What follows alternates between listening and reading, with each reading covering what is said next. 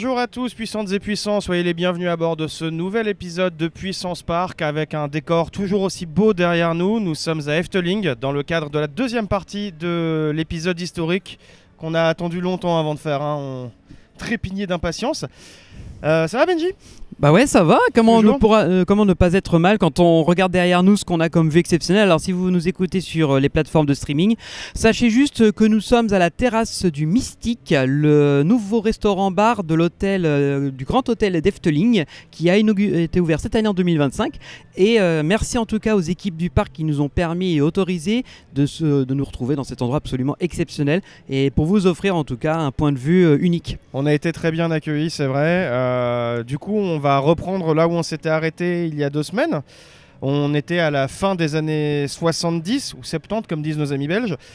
Après le départ à la retraite d'Anton Pieck en 75 ou 75, je vais la faire belge jusqu'au bout, et la reprise par Tom van de Ven en tant que directeur artistique, Efteling affronte une baisse de fréquentation pour la première fois de son histoire en plus de 20 ans.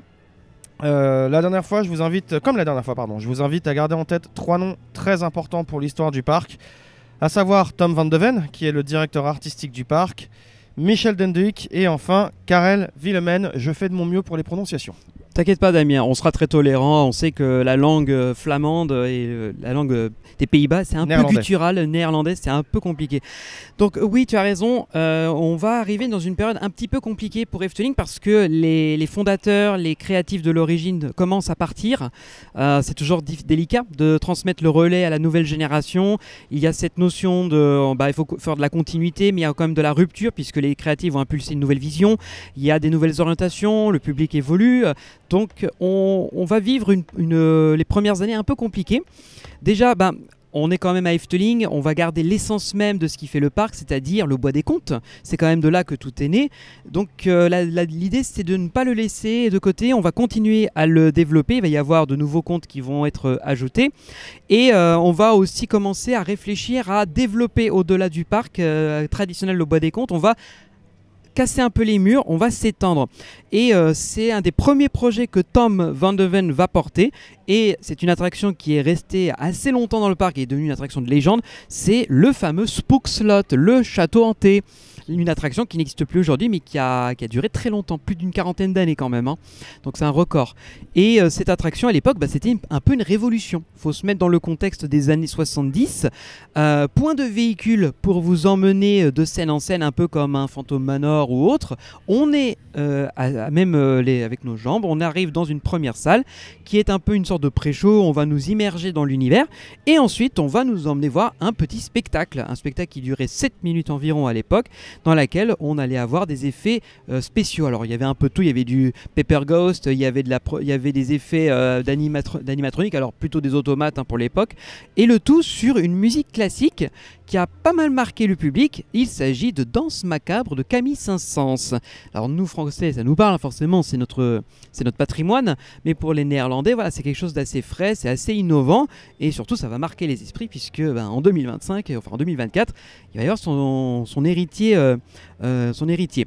Danse macabre. Tout simplement. Oui, je voulais éviter de dire le nom, mais voilà, on va dire directement les termes. Danse macabre. On l'avait dit de toute façon, puisque c'est le nom du morceau de 500.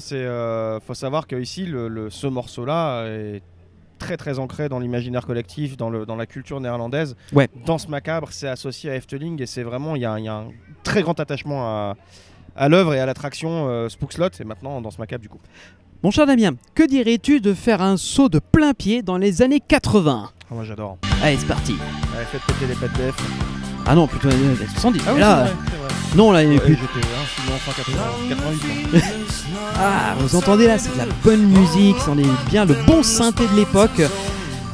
Oui, alors bien sûr, je n'ai pas choisi cette musique par hasard, vous pensez bien que tout est calculé dans cet épisode.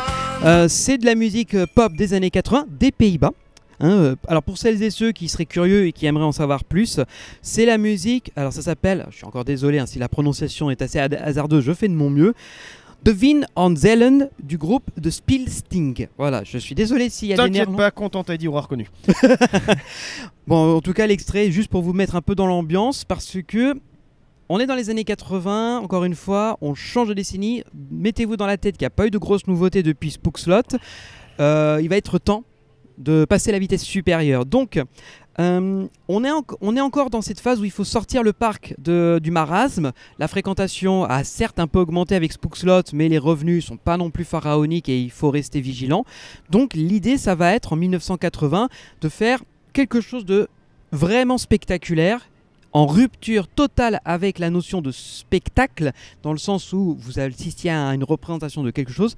Non, maintenant, vous allez devenir acteur, vous allez vivre une expérience qui sera beaucoup plus impressionnante. Alors bien sûr, en parallèle de ce qu'on est en train de vous teaser, il y avait évidemment l'arrivée de nouveaux contes. Le bois des contes reste toujours un objet qui évolue et qui s'étoffe avec le temps. Dans les années 80, en 1980, donc c'est le dragon terrible. Alors dragon terrible, vous le voyez encore aujourd'hui, c'est cette sorte de dragon qui est sur un muret, qui crache du feu, enfin de la fumée, et qui se tourne vers le public dès qu'on veut lui choper son trésor. Il existe encore aujourd'hui, il a juste été adopté.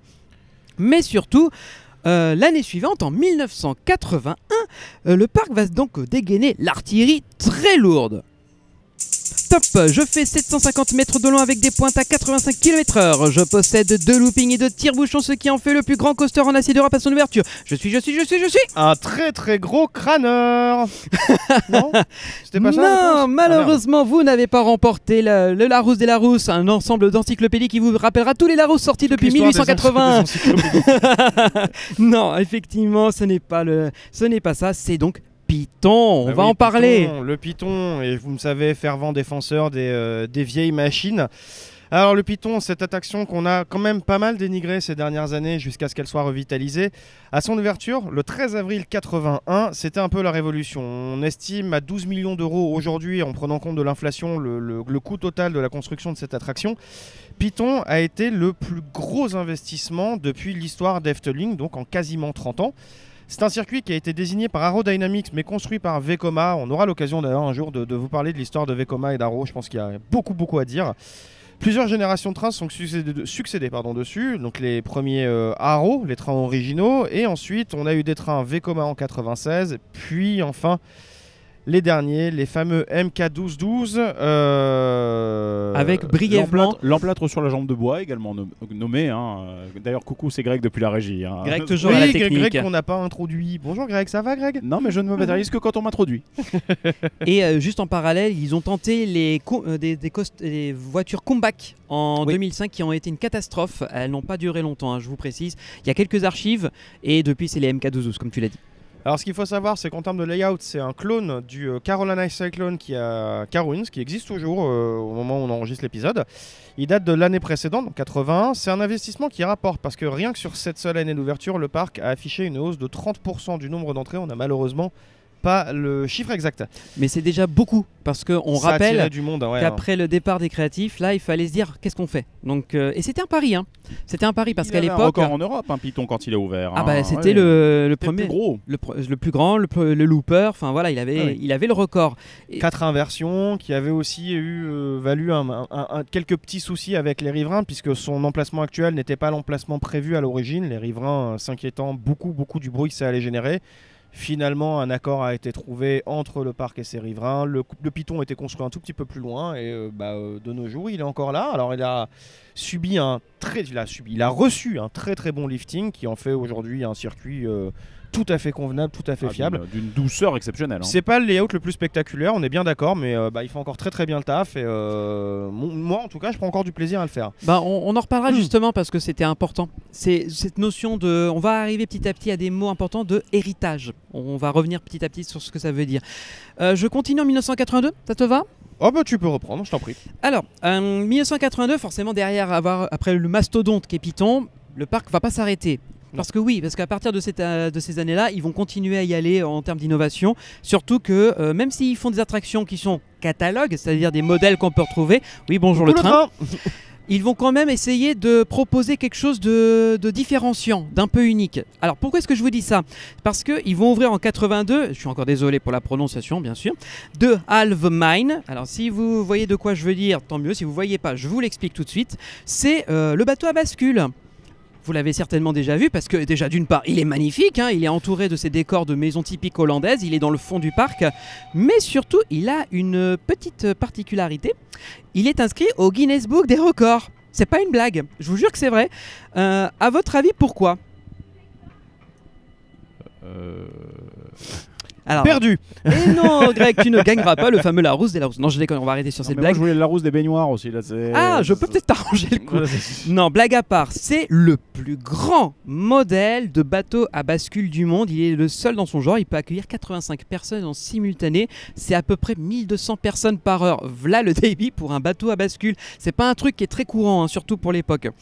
Donc voilà, c'est juste pour vous dire que c'est un très bel objet qui a été rajouté. Il y a énormément de décors. Le bateau en lui-même, pour vous donner quelques fun facts, il représente un navire de la Compagnie des Indes néerlandaises et il est installé dans un endroit avec des façades qui représentent un village portuaire typique des Pays-Bas de l'époque. Et encore une fois, Efteling qui fait un maximum pour rendre les choses belles. On avance en 1983. On va rester un peu dans la thématique aquatique, surtout qu'avec le temps qu'on a aujourd'hui, c'est parfaitement à propos. On irait bien là tout de suite. Ouais, un petit peu les pieds dans la flotte ou se rafraîchir un peu, je dirais pas non. Greg. Ouais, Greg, bien sûr, qui adore. Ah oui, moi évidemment. Puis en plus, là, la régie, c'est bien. On a le lac d'Aquanura juste à côté. On a la flotte qui a été offerte par l'hôtel. C'est très gentil de leur part d'ailleurs. Mais ouais, c'est vrai qu'on crève un peu de chaud. Hein. Ouais, aujourd'hui, il fait particulièrement chaud. C'est-à-dire, si je peux me permettre un truc, c'est que du coup, on profite de ça puisque on tourne au solaire aujourd'hui. Voilà. Tout l'enregistrement se fait en solaire. Exact. Alors, est-ce que tu as envie de te rafraîchir un peu, Damien ? Moi j'adore, je suis très friand de ces attractions-là. Eh ben alors, j'ai quelque chose pour toi qui devrait te plaire. Le parc inaugure Piranha, le fameux raft, bouée raft si on préfère. Alors c'est une attraction qui est relativement courante maintenant, c'est presque le starter pack quand tu es dans un parc d'attractions en Europe. Mais pour l'époque, ça restait assez novateur encore une fois, c'est assez nouveau en 83. Et c'est pas compliqué. C'est la première en Europe. Voilà, on va poser les termes. Encore une fois, Efteling, innovation, on essaie de faire des choses d'un nouveau genre. J'ai pas grand chose à dire sur cette attraction en elle-même. Si vous connaissez la musique dans l'air, à mon avis, vous allez l'avoir en tête jusqu'à la fin de la journée. C'est un modèle qui est assez basique, dans le sens, encore une fois, c'est le premier, il fallait bien tenter quelque chose. Au fur et à mesure des décennies, ils y ont rajouté des effets, les décors ont été remodifiés, le circuit a été légèrement altéré, mais rien de transcendant. Je veux dire, l'expérience de 1983 à 2025, il n'y a pas énormément de modifications. L'expérience de 2025 est très très bonne. Hein. C'est pas forcément le raft qui va le plus arroser les visiteurs. On a de la concurrence. Maintenant, on a de la concurrence, oui, je suis d'accord. Notamment dans un parc qu'on ne citera pas en Floride. Néanmoins, le parcours est plutôt intéressant. Je le trouve vachement bien équilibré dans la mesure où il y a des parties un peu rapides, un peu dynamiques et des parties un petit peu plus calmes. Donc il y a un très très bon rythme sur le parcours. Il y a des effets d'eau, des effets de cascade. Le décor est très joli, c'est propre puisqu'elle a ouvert en 83. Mais encore une fois, on est Efteling, c'est magnifiquement bien entretenu et tout est harmonieux. Moi, c'est une attraction que j'aime beaucoup faire et je suis super content sur un jour comme aujourd'hui de pouvoir aller faire des attractions comme ça parce qu'elle rafraîchit, elle ne détrempe pas. Oui, c'est peut-être ça aussi la nuance, c'est que comme tu dis, pour ne pas citer un parc en Floride où là tu prends la douche, ça tu es juste mouillé, on va dire que ça passe. Si ça te va, je continue avec 1984 et ça va être assez rapide parce que ça y est, on a quand même enchaîné grosse attraction sur grosse attraction, faut quand même que l'argent rentre au bout d'un moment. Oui, donc, et puis que les équipes se soufflent un peu. Ouais aussi, mais on revient sur le bois des comptes, on continue les évolutions avec un petit animal, façon de parler bien sûr. C'est un truc qu'on devait faire d'ailleurs, Damien, qu'on n'a pas encore eu l'occasion de te faire découvrir, mais je pense que tu trouveras ça très drôle. Je pense qu'on va y faire un petit saut un peu plus tard après cet enregistrement. Après un enregistrement. C'est un âne qui a la petite particularité, c'est que si tu lui donnes une petite pièce de 1 €, me semble-t-il, si ma mémoire est bonne. Exactement, il va te rendre une petite pièce. Il va te rendre une petite pièce. Voilà, mais vous imaginez parfaitement bien que vous êtes dans le podcast avec le logo dont le logo est un grand P, donc nécessairement, voilà. Donc la finesse, l'élégance. Voilà. Mais bon, faut que je vous confie un truc un tout petit peu honteux. Oui. Je n'ai jamais fait le bois des comptes. On corrige ça juste après. Monsieur Coster en présence. Non mais t'inquiète pas, on va s'occuper justement de parfaire ton éducation du bois des comptes. Oui, parce que du peu que j'ai pu en voir, c'est très très beau.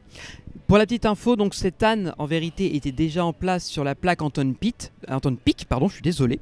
La La plaque Anton Pieck. Non, La plaque Anton Pieck. La La place Anton Pieck. Voilà, La oui. place Anton Pieck. Je suis fatigué, chers amis. Je suis Repeat désolé. after me. Repeat after me. Faites Speak des French. dons, Tipeee, tout ça pour lui payer l'orthophoniste. Merci. La place Anton Pieck, je disais, qui existait déjà hein, quand on vous avait parlé dans l'épisode précédent. Jusqu'à présent, il était dans cet endroit-là. Le problème, c'est qu'avec l'arrivée et la fréquentation en augmentation, ils l'ont déplacé dans le Bois des Comtes et ça fait une très bonne animation au cœur de la visite. À présent, si vous voulez bien, on va passer à...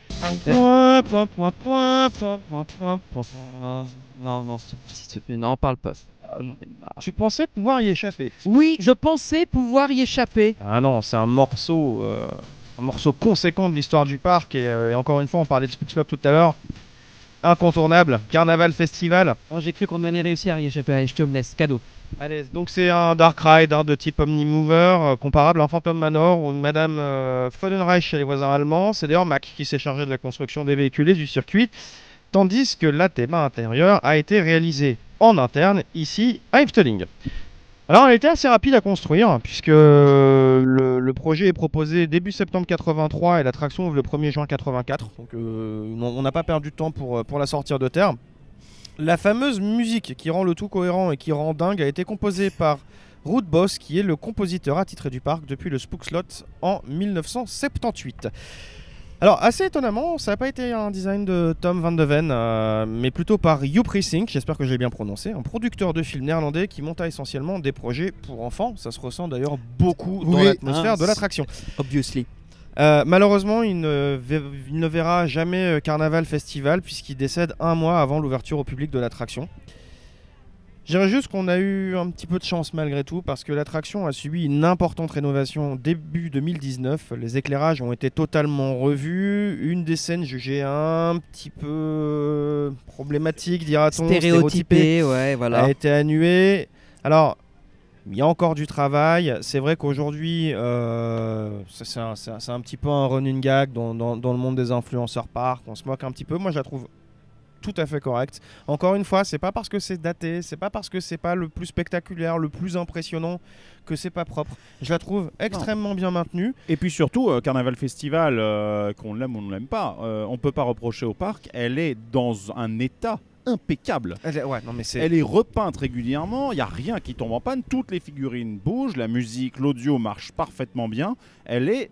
C'est un peu comme le Niglo Show d'un autre parc qu'on aime beaucoup, dans lequel effectivement tout est maintenu dans un état parfait et les visiteurs voient une expérience qui est nickel à chaque fois. Oui, voilà. Donc bravo au parc peut-être pour ça. Technologiquement, artistiquement, avec ce qui se fait aujourd'hui, ça peut vous paraître daté, mais ça ne fait pas vieux, ça ne fait pas sale. L'attraction est dans un état nickel. Ensuite, bon, les verres auditifs, il n'y a pas que Efteling, on va pas se mentir, ça se fait un petit peu partout. Moi, je la fais de temps en temps pour la blague, et en vrai, je serais pas surpris de les voir monter le niveau d'ici quelques années. Moderniser un petit peu. À la Spook Slot peut-être. Pourquoi pas, mais en tout cas, je sais qu'Efteling a cette force de savoir reprendre l'existant, le mettre à niveau sans non plus renoncer à l'héritage. On va en reparler encore tout à l'heure. Moi, je serais pas surpris de voir une amélioration, une évolution de Carnaval Festival. Mais c'est une attraction qui plaît, on va pas se mentir. D'ailleurs, le personnage de Yoki... aux Pays-Bas, nous, aux francophones, ça ne nous parle pas, mais pour les Néerlandais, c'est une institution. Il y a une série télé, il y a du merchandise que tu peux trouver partout dans le pays. Il y a eu un mini-parc consacré à la mascotte qui est aussi exploité. L'attraction, à la base... Pour le contexte, c'était une attraction pour les enfants qui voulait introduire un peu l'univers un peu carnavalesque et cartoon, mais sans grande prétention. Je veux dire, en 80, c'était quelle année déjà, 84, c'était pas l'objectif. C'est qu'après, avec le temps, elle a acquis ce statut culte. Et aux Pays-Bas, voilà, c'est un peu l'équivalent d'un It's a Small World en France. D'ailleurs, Yoki fut un temps était la mascotte du parc, si je te dis. Alors, pas de... Yoki est arrivé plus tard. Il a été créé a posteriori et il était le proto de Pardouz, donc l'actuelle mascotte. Mais effectivement, il a été ensuite ajouté dans Carnaval Festival, et comme il a ce graphisme très simple, très basique, il a jamais fait tâche en fait. Là, il a toujours été naturel dans l'attraction, et par la suite effectivement il a trouvé son emplacement. Ce que je voulais juste dire, c'est vrai qu'en 2025 l'attraction, même si elle est culte, elle a un souci de placement géographique, dans la mesure où quand tu fais quelques mètres à côté, tu as Vogelrock, donc Vogelrock, excusez-moi. Donc ouais, effectivement on a découvert que la prononciation, le G se dit pas G comme nous, c'est Vogelrock, je sais plus comment on dit. Et en face tu as le Sirocco, donc c'est cet univers un peu arabisant, et cette attraction fait un peu décalé. Donc je sais pas si effectivement à terme il est prévu un déménagement, un réaménagement ou autre chose, mais voilà, j'ai pas trop de doute. Je ne sais pas, mais quand je vois à quel point ils tiennent à leur patrimoine, ce serait pas surprenant de voir l'attraction évoluer et être encore plus impressionnante. Mais ça reste une très belle attraction, qu'on l'aime ou qu'on ne l'aime pas, c'est une belle attraction, elle est bien entretenue. On a pas mal digressé, on va essayer d'avancer un petit peu parce qu'on a encore beaucoup de choses à dire sur Efteling. Benji, je te rends la main. Allez, on passe à l'année suivante, 1985. C'est une très bonne année parce que c'est l'ouverture du Bob. Alors Bob, aujourd'hui, c'est une attraction qui a un peu disparu. C'est moi. Oh, Monsieur Sylvestre, bonjour. Oui, vous avez appelé Bob. Alors c'est pas ce Bob là, Monsieur Sylvestre. Oh merde, mais on me prévient jamais. Putain, j'ai pas vu le mémo. C'est pas grave. Alors pour ceux qui ont la ref, les guignols de l'info, vous nous manquez. Je vais faire engueuler. Vous nous manquez, les guignols. 1985, donc ouverture du Bob. Alors non, pas Bob pour la marionnette des Guignols, mais Bob pour le bobsleigh, une attraction qui aujourd'hui a disparu, mais qui à l'époque était assez unique. Déjà parce que c'était pas le modèle que, si vous avez une référence, vous allez certainement penser au Schweizer Boban d'Europa Park ou la trace du rat d'Astérix. Non, c'est un petit peu différent.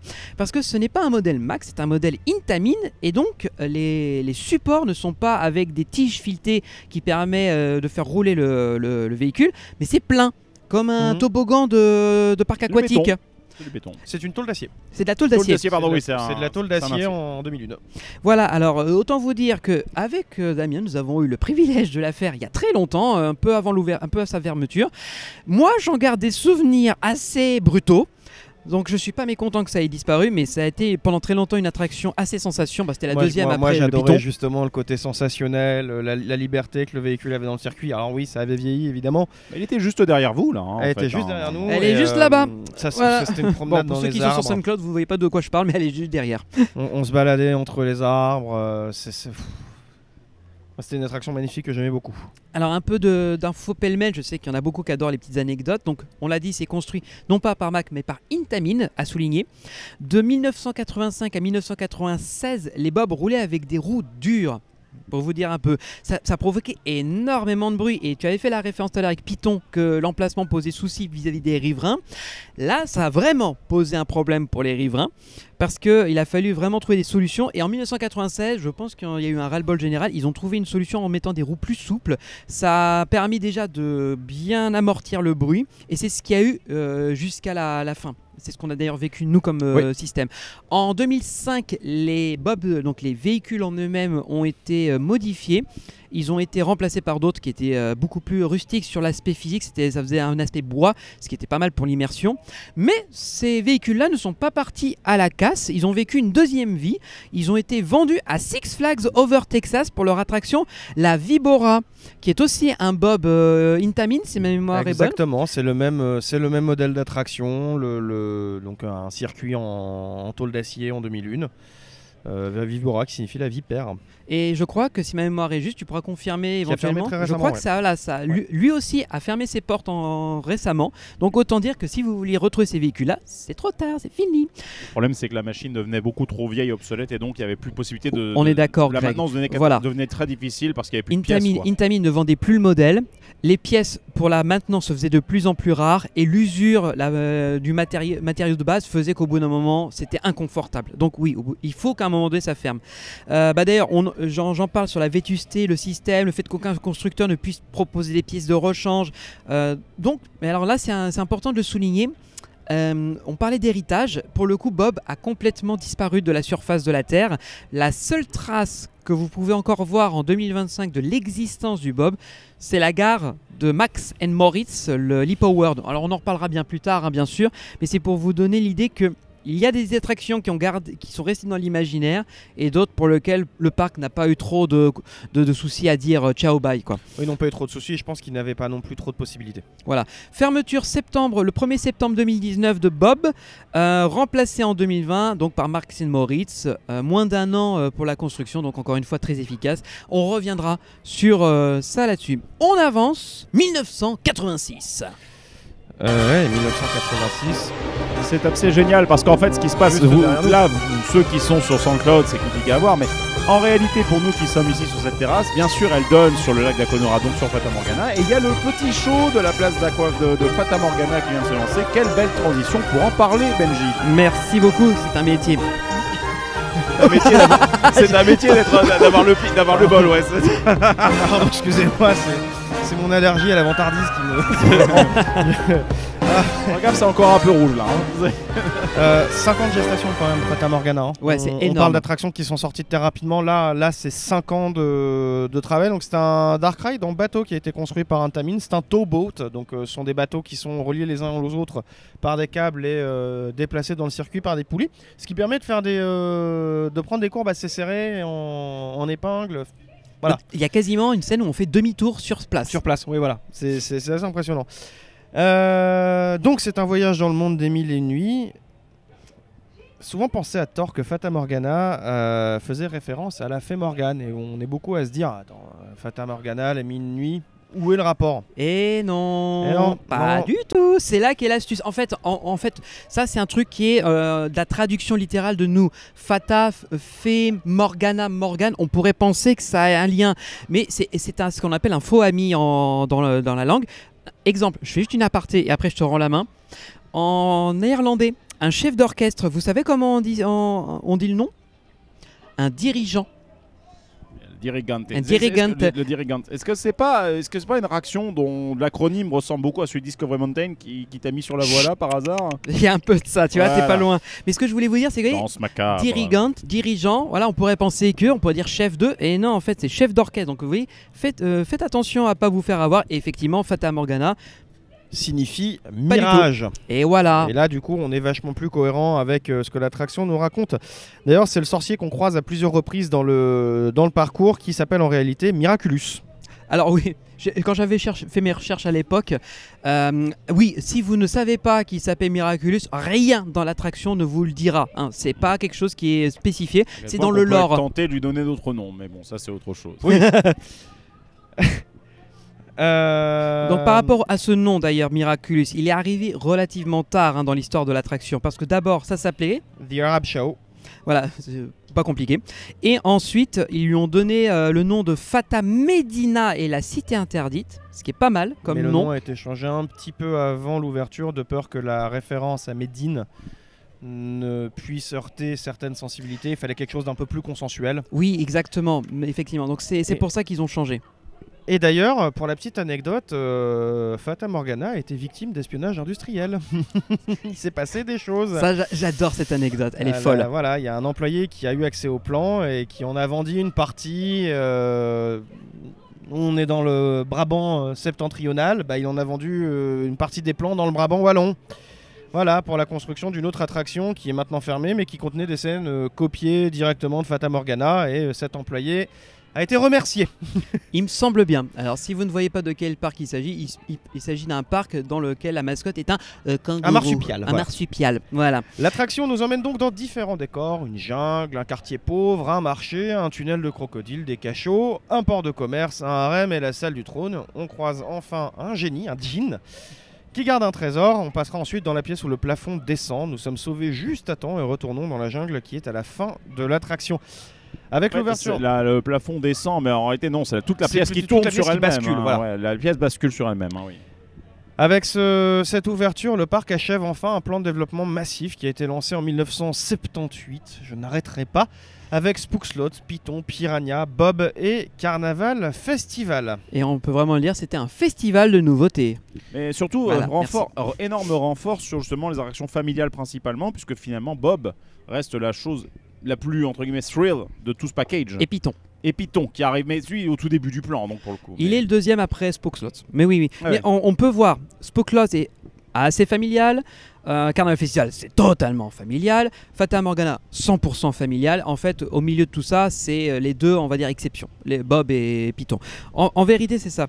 D'ailleurs, en parlant de tout ce qui est un peu familial, dans les années 80, on arrive à l'année 87. Le parc est toujours dans cette mouvance. On continue d'avancer, de créer de nouvelles attractions. Ils vont ouvrir la pagode. Alors la pagode, vous avez très certainement déjà vu, c'est une des attractions iconiques du parc, elle est à côté de Symbolica en termes d'emplacement géographique. C'est cette grande gondole qui va monter à plusieurs dizaines de mètres de haut et qui vous permet d'avoir une vue panoramique sur la totalité du parc. Ouais, elle fonctionne sur le principe du contrepoids avec ce bras articulé énorme.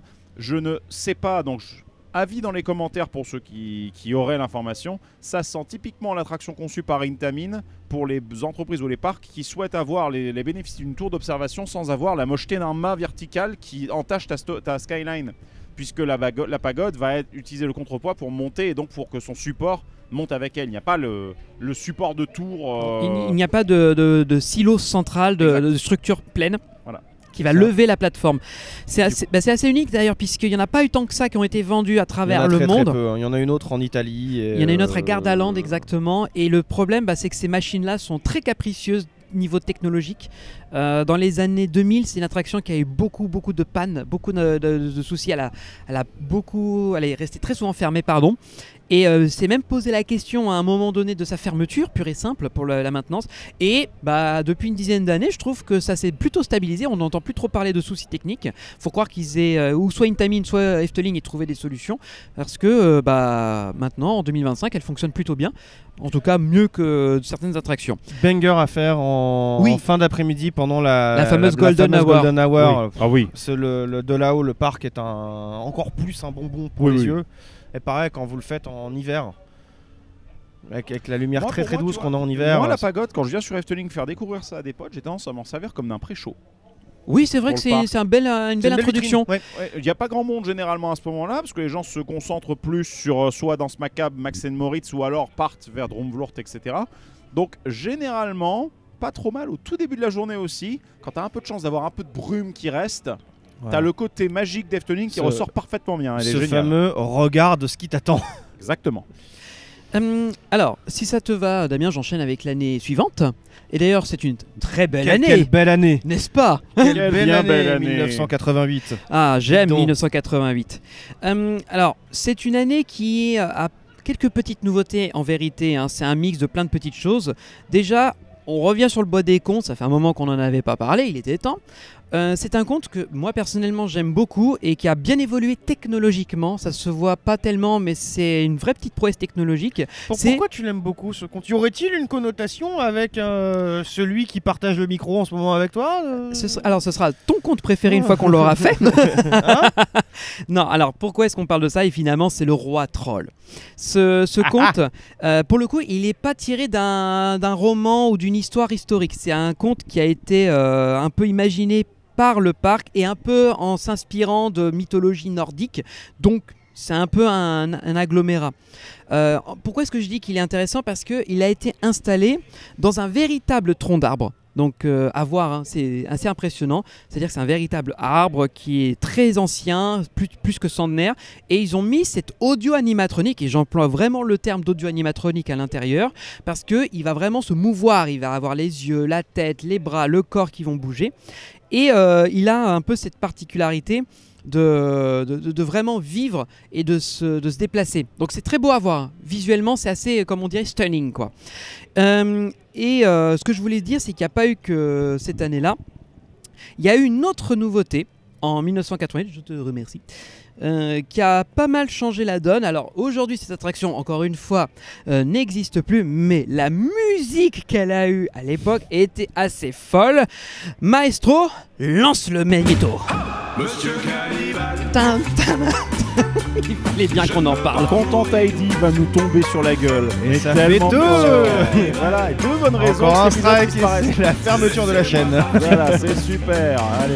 Forcément, on peut pas ne pas parler de Monsieur Cannibal. Alors, aujourd'hui, Monsieur Cannibal n'existe plus. Ça a été remplacé par le Sirocco. On en reparlera l'année venue. Oh oui. Mais Monsieur Cannibal, c'est alors. c'est une petite attraction en fait. C'est pas très grand. C'est logé en face de Carnaval Festival. C'est un Teacups. Un petit modèle de Teacups qui plus est, sauf que, vous l'avez brièvement entendu dans la musique, elle avait la petite particularité de diffuser en boucle la chanson de Chassa Distel de 1966, Monsieur Cannibal. Alors, le créateur, Annie Knoet, alors je prononce certainement très très mal, apparemment aimait beaucoup cette musique. C'était le créateur de l'attraction en fait, le chef de projet en charge de la création de l'attraction. Il kiffait bien cette musique, ce qui apparemment justifie son exploitation dans l'attraction pendant plus de 20 ans, même 25 ans si je dis pas de bêtises. 1988-2022, oui forcément. Oui, ça fait beaucoup plus même encore. Donc oui, ça fait 34 ans. 34 ans, voilà, oui, ça fait pas mal d'années. Alors, pas. Sachant que quand vous passiez devant l'attraction, vous aviez Monsieur Cannibal,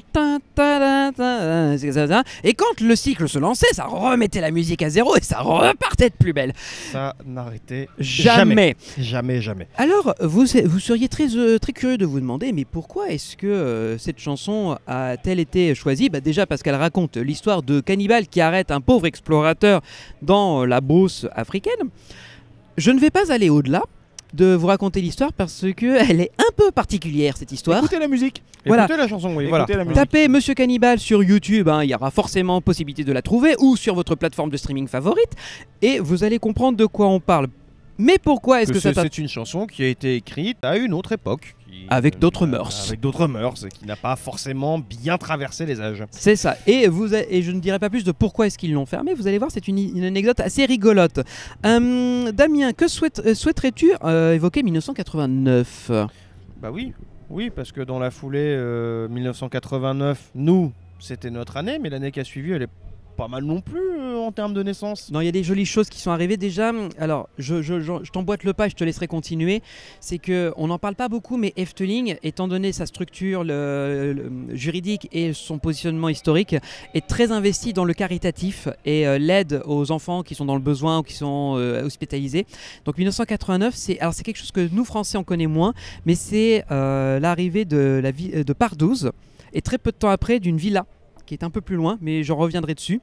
C'est juste que... Juste pour l'anecdote, dès lors que vous achetez une boisson au sein d'Efteling et que vous mettez votre gobelet dans certaines poubelles, les poubelles avec les trous rouges, automatiquement, comme vous le savez normalement, les gobelets, les bouteilles et les canettes aux Pays-Bas sont consignés. Donc normalement, vous pourrez récupérer de l'argent dessus.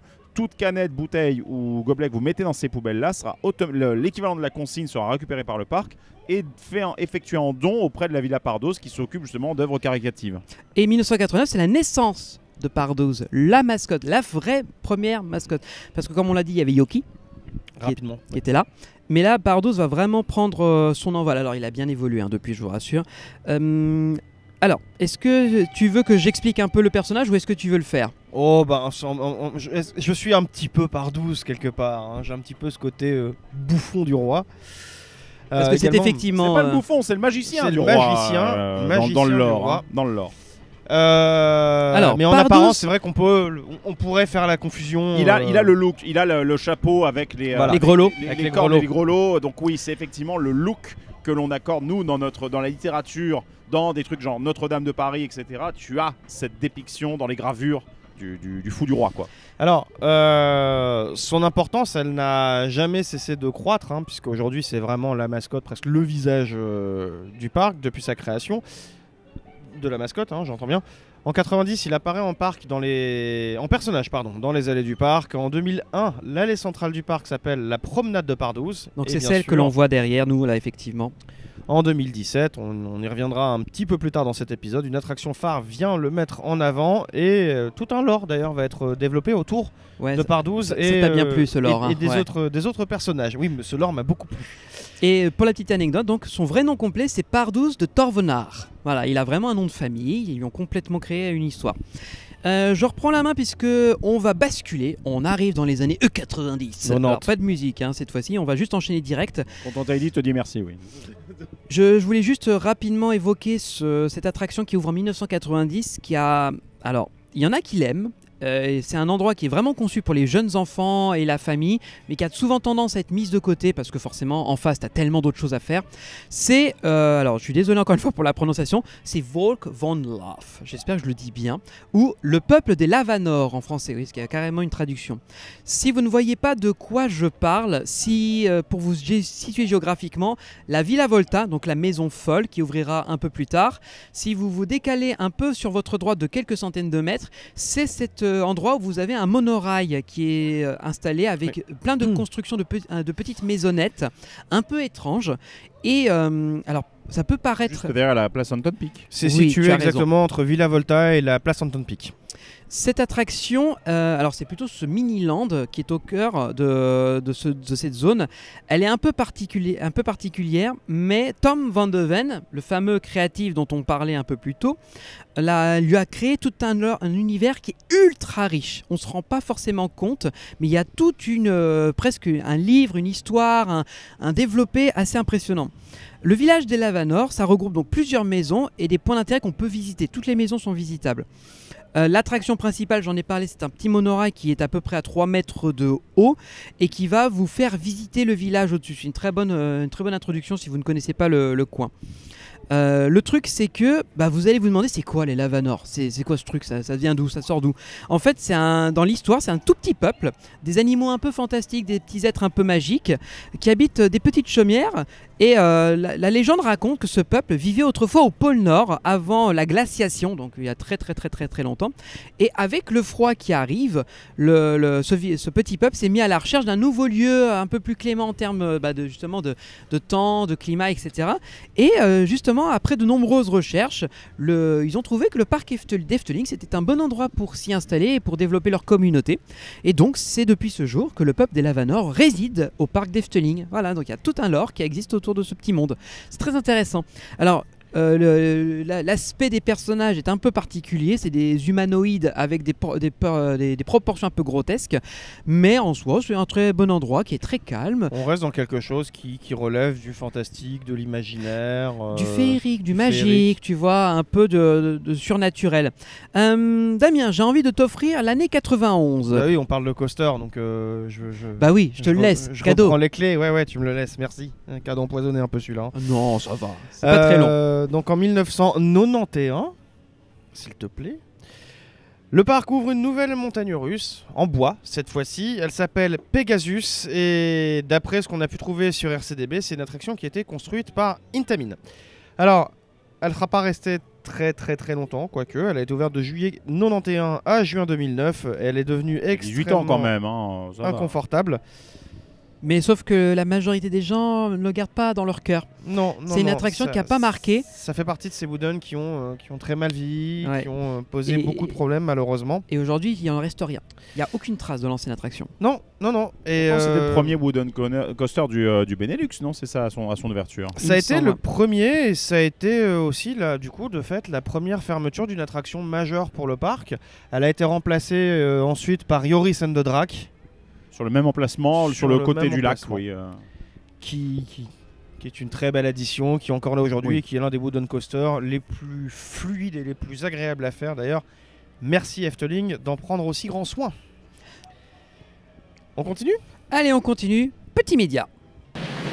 Je déclare Euro Disney officiellement ouvert.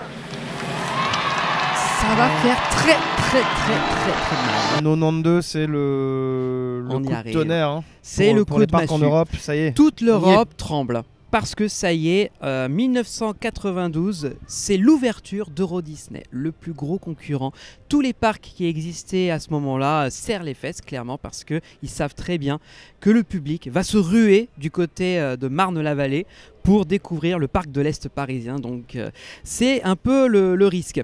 Ce que va faire Efteling cette année-là, en prévision de l'arrivée de ce nouveau resort... Oui, parce que l'annonce a été faite en 87, donc... Ils avaient le temps de voir venir. On a eu le temps de voir venir et de se préparer. Alors, qu'est-ce qui va se passer un peu dans toutes ces périodes-là ? Déjà pour commencer, Efteling va devenir un resort. Parce que oui, 1992, c'est aussi l'ouverture du tout premier hôtel. C'est l'hôtel qui est littéralement à l'opposé de nous géographiquement. Voilà. C'est l'hôtel Efteling de l'époque. Exactement, hôtel qui est désormais complété par le Grand Efteling Hotel, enfin le Grand Hôtel Efteling dans lequel nous enregistrons aujourd'hui. Mais effectivement, à l'origine, c'était l'ancien hôtel Efteling qui est visible depuis l'autoroute quand on arrive. C'est celui qu'on voit quand on vient sur la 4 voies, exactement, qui a changé de thème. Il s'appelle le Wondrous Hotel aujourd'hui, avec un aspect plus magique. Mais à l'époque, c'était des chambres plus normales, classiques, standards. Mais c'était le premier. C'est à partir de cette époque-là qu'on comprend la notion de garder le public captif sur place, lui proposer de rester 2 jours et faire une nuit. C'est la première année. Mais aussi... Ça va, heureusement, Efteling n'est pas sur le gâteau. N'est pas le parc le plus mauvais. C'est cette année-là que le parc va recevoir la récompense. Il y a des récompenses dans le monde des parcs d'attractions, il y en a pléthore, mais il y a des récompenses qui valent plus que d'autres. Et une d'entre elles, c'est celle qui est décernée par l'IAPA. Alors l'IAPA, on vous en a déjà parlé plein de fois dans les épisodes de Puissance Park. C'est l'International Association of Park Attractions.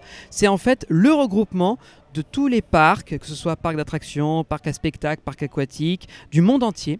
Et tous les ans, ils se réunissent pour décerner le Applause Award, qui est une distinction. Alors généralement, le parc ne l'a qu'une seule fois. C'est vraiment pour vous dire à quel point elle est très très très reconnue. Elle est très rare et elle est très prisée. Est-ce qu'il pouvait y avoir un meilleur moment pour Efteling pour recevoir cette récompense? Non. Je peux. Tu peux y aller. Pour citer Paul Beck, le directeur du parc, à l'époque, être proclamé meilleur parc d'attractions au monde, l'année même où Euro Disney ouvre ses portes,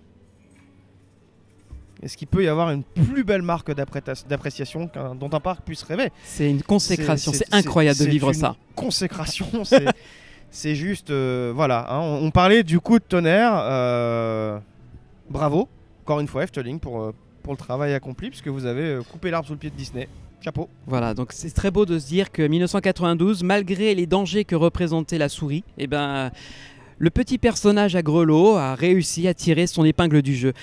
Mais ça n'est pas fini, parce que Efteling ne se repose pas sur ses lauriers. Oui, parce que pendant cette année-là, en plus, c'était en développement depuis un petit bout de temps déjà, une attraction qui a vécu un petit enfer de développement, il faut le reconnaître. Ouais, le fameux, ce qu'on dit souvent dans nos podcasts, Development Hell. Exactement, mais sauf que cette machine-là en valait totalement le coup, puisqu'en 1993...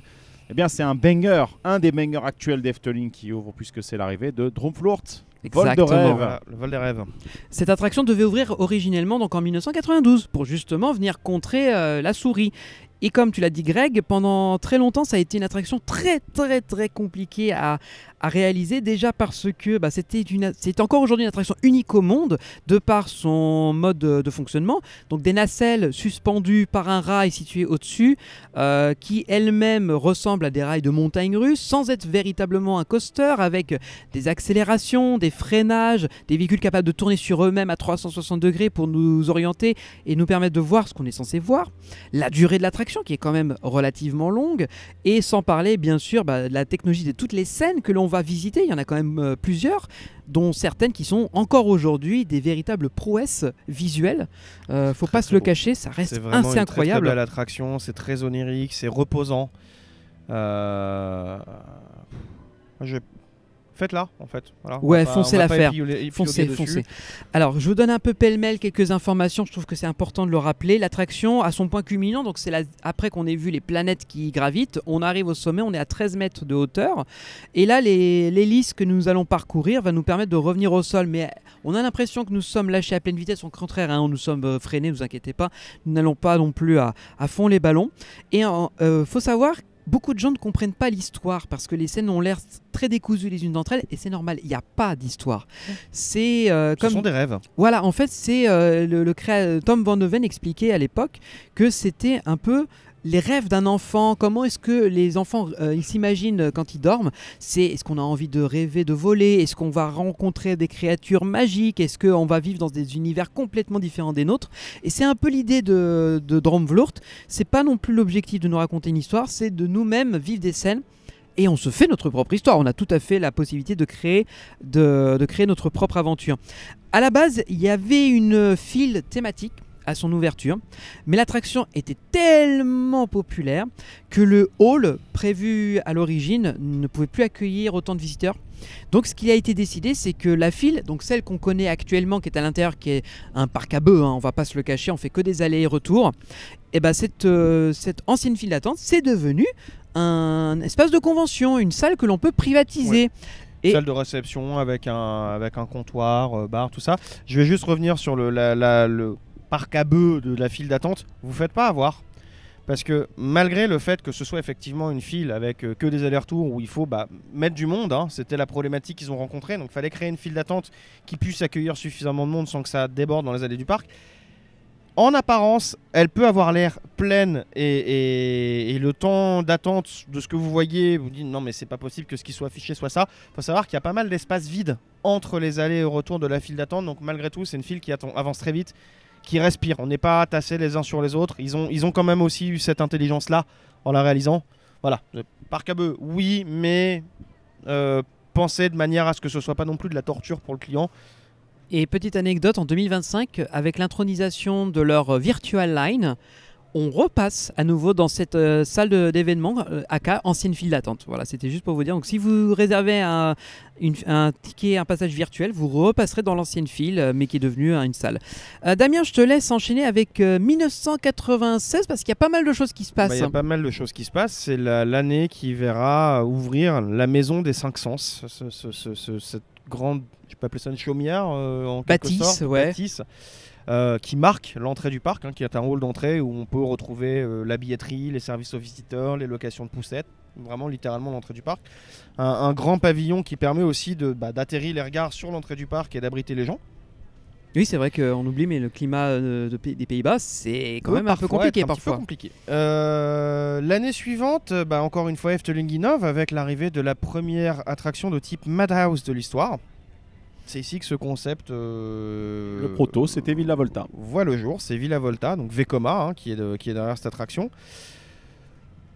Le procédé est assez ancien, c'est pas une nouveauté, ça date du début du XXe siècle, mais c'est quand même Efteling qui va le conceptualiser à grande échelle pour qu'un parc d'attractions puisse avoir une attraction de ce type et effectivement transporter du monde, offrir une expérience, limiter les temps d'attente. Vraiment, on rationalise le processus de l'attraction.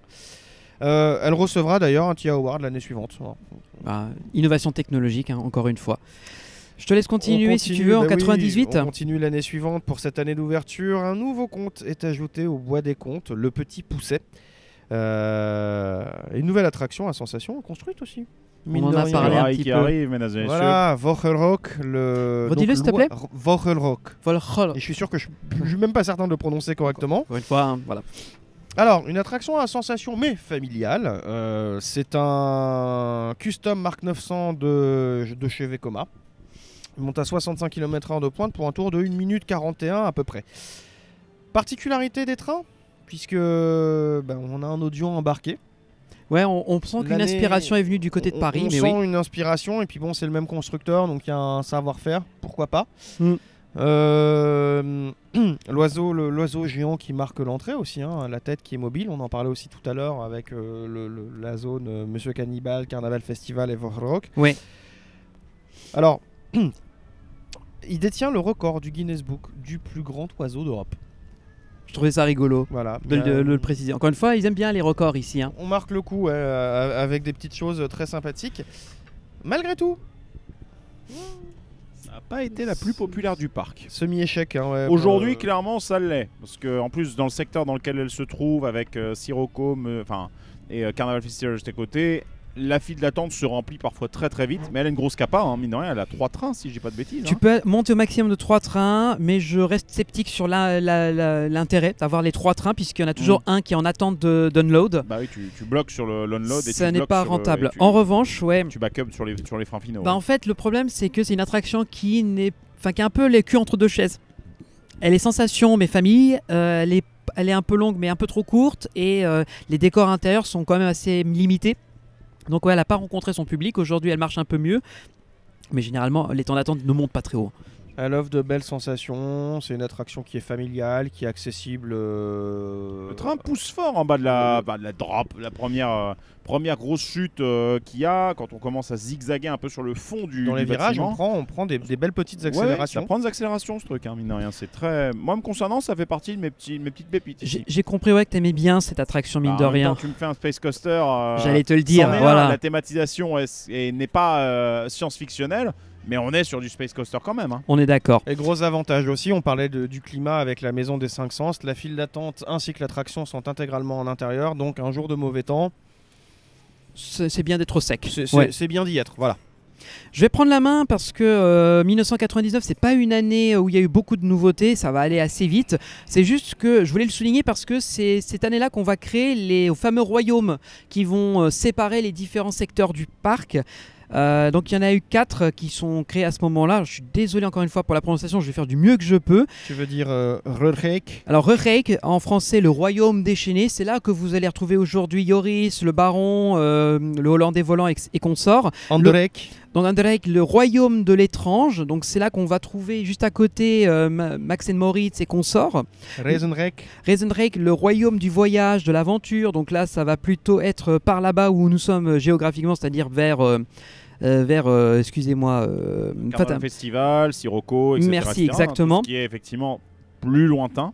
Et enfin le royaume de Féerique. Marrek. Voilà, qui est le royaume un peu plus féerique de l'autre côté où il y a Avec Dromfloor, Villa Volta, etc. Merci. Avec la station de train aussi, qui connecte avec Rurek. Tu as raison, effectivement. C'est aussi la première année de son histoire que Efteling sera ouvert l'hiver, parce que c'est une chose qu'on n'a pas encore dit jusqu'à présent. Efteling, il n'y a pas encore très longtemps, était un parc saisonnier qui fermait en période hivernale et qui rouvrait au printemps. Donc cette année-là, le parc se décide à ouvrir jusqu'à la fin de l'année. On va avancer encore un petit peu et là on va rentrer dans la décennie des années 2000, donc c'est beaucoup plus contemporain pour nous. Oui. C'est des parcs, enfin c'est des périodes qu'on a pu visiter, donc vous allez voir on va aller encore un peu plus vite. 2000-2001 sont assez calmes là-dessus.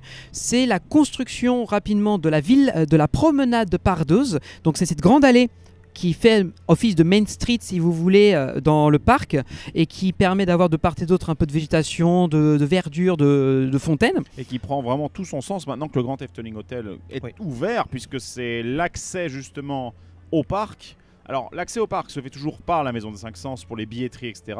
Mais vous tournez à gauche, vous traversez un tunnel sous l'hôtel et vous êtes directement en alignement avec la promenade de Pardoz. Donc voilà. Ça lui donne tout à fait son sens. Et qui arrivera avec en 2017 Symbolica, qui complétera tout le truc.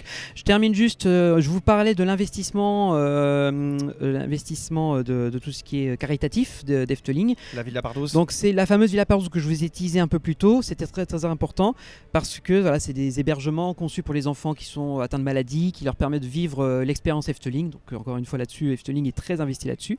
Nouveau compte également 2001, l'arrivée de Réponse, célèbre personnage avec les cheveux dorés là, qui a les cheveux interminables. Pas grand chose à dire là-dessus, c'est un conte assez simple en vérité. On va arriver 50 ans après. Le bois des comptes continue. Ah oui, tout de même, c'est un filigrane. Hein. Toutes les années, il y aura toujours quelque chose. 2002, on continue à développer le parc. Cette fois-ci, c'est un truc assez nouveau pour la destination puisqu'ils inaugurent un théâtre 3D. Juste derrière toi, Benji, pour le coup. Ah bah oui, c'est vrai que il est littéralement derrière nous si vous nous regardez sur YouTube. On envoie la toiture, oui. Alors, le film qui est diffusé à ce moment-là, c'est Panda Drome. Si vous avez compris Dromvloer, Panda Drome, il y a un mot que vous allez sentir, c'est Drome. Et si on le traduisait en français, ça ferait Rêve du Panda. C'est un film qui a été cofinancé avec la WWF, film étant lui-même diffusé dans d'autres parcs, donc pas un produit unique à Efteling. L'attraction a été assez critiquée à l'époque parce qu'elle distinguait, elle se démarquait du reste du parc. On était sur des univers assez magiques, assez oniriques. Et là, il y avait plus une notion d'environnement, de moralisation. Donc ça a un peu fait tiquer le public à l'époque. Et surtout, un dernier élément, alors on le voit encore à peu près si vous êtes sur YouTube, je vous invite à regarder derrière moi, c'est ce bâtiment vert qui est assez massif, qui se démarque assez rapidement de la cime des arbres et qu'on peut remarquer très vite. Donc là aussi, le public a un petit peu critiqué son manque d'intégration dans la skyline générale d'Efteling. Ils se font un peu mieux dans le paysage aujourd'hui qu'à l'époque, mais on Ouais, peut exactement. encore le distinguer. Mais déjà à l'époque, il y avait un post-show qui était superbement intégré, qui permettait aux enfants de se dégourdir, de s'amuser, de courir un peu dans tous les sens. Donc ça, c'est un vrai plus qui a été proposé dès le début. Et si je puis me permettre, aujourd'hui, donc c'est bel et bien Fabula qui le remplace, et ce post-show est également l'occasion d'avoir un restaurant qui, quand on l'a testé notre dernière visite d'Efteling, a été une très bonne surprise parce qu'on ne l'attendait vraiment pas. Ouais. Propose des box qui sont sacrément savoureuses et pour des prix qui sont franchement corrects par rapport au fait qu'on est sur des ingrédients qui se veulent naturels au possible. Donc franchement, grosse recommandation instant gros puissance park. Quand vous savez pas où manger à Efteling, testez ce restaurant-là, c'est vraiment pas mal. Restaurant, donc, si vous voulez l'adresse, s'appelle le Fabula. À l'époque, il portait un autre nom, vous pensez bien, ça c'était l'Octopus. Et c'était le premier projet d'un directeur artistique que les fans de Disney connaissent bien aujourd'hui. C'est Michel Den-Dulk. C'est lui qui a pris la main aujourd'hui sur la plupart des projets d'Imagineering à Disneyland Paris. Voilà, c'est assez rigolo. Je voulais vous parler rapidement de Michel Den-Dulk quand même. Avant son arrivée chez Disney, c'est le successeur de Tom Van de Ven. Donc c'est le deuxième personnage de ma liste qu'on a dit au début de l'épisode. C'est également, alors il a pris la main en 2003 pour être tout à fait précis avec vous. Il est arrivé très tôt pour commencer à faire la passation, prendre un peu le pouls, l'atmosphère, l'esprit Efteling, si on peut dire ça comme ça. Et c'est à partir de cette époque qu'il va commencer à prendre de l'importance, développer de nouveaux projets, etc. Donc, pour vous résumer rapidement son parcours, il arrive à Efteling début 2003. Il commence par être au département de design et développement. Ensuite, il prend la tête de la direction du parc, en sachant qu'il avait fait des stages à Alton Towers en 2002. Il travailla sur Pandadroom. Et ensuite, il travaille sur un autre conte qui est un de mes contes préférés du Bois des Contes, qui s'appelle La Petite Fille aux Allumettes en 2004. L'année suivante, en 2005, il quitte Efteling pour rejoindre Europa Park. Il travaillera sur le retheming du quartier anglais, qui est encore actuellement comme ça. Il va également travailler sur Adventure Atlantis, ou l'aventure d'Atlantis, qui est un dark ride interactif dans le quartier grec. Et enfin, évidemment, un des majors d'Europa Park de l'époque, Bluefire, avec son quartier islandais. Donc, véritablement pas Joel rigolo, quoi. Il fait des choses très très très belles. En 2010, il va quitter Europa Park et il va rejoindre ni plus ni moins, donc j'en avais parlé, de Imagineering, sur invitation express de Tony Baxter, excusez du peu, hein. Et c'est lui-même qui avouera qu'il était un admirateur d'Anton Pieck et de Tom Van de Ven.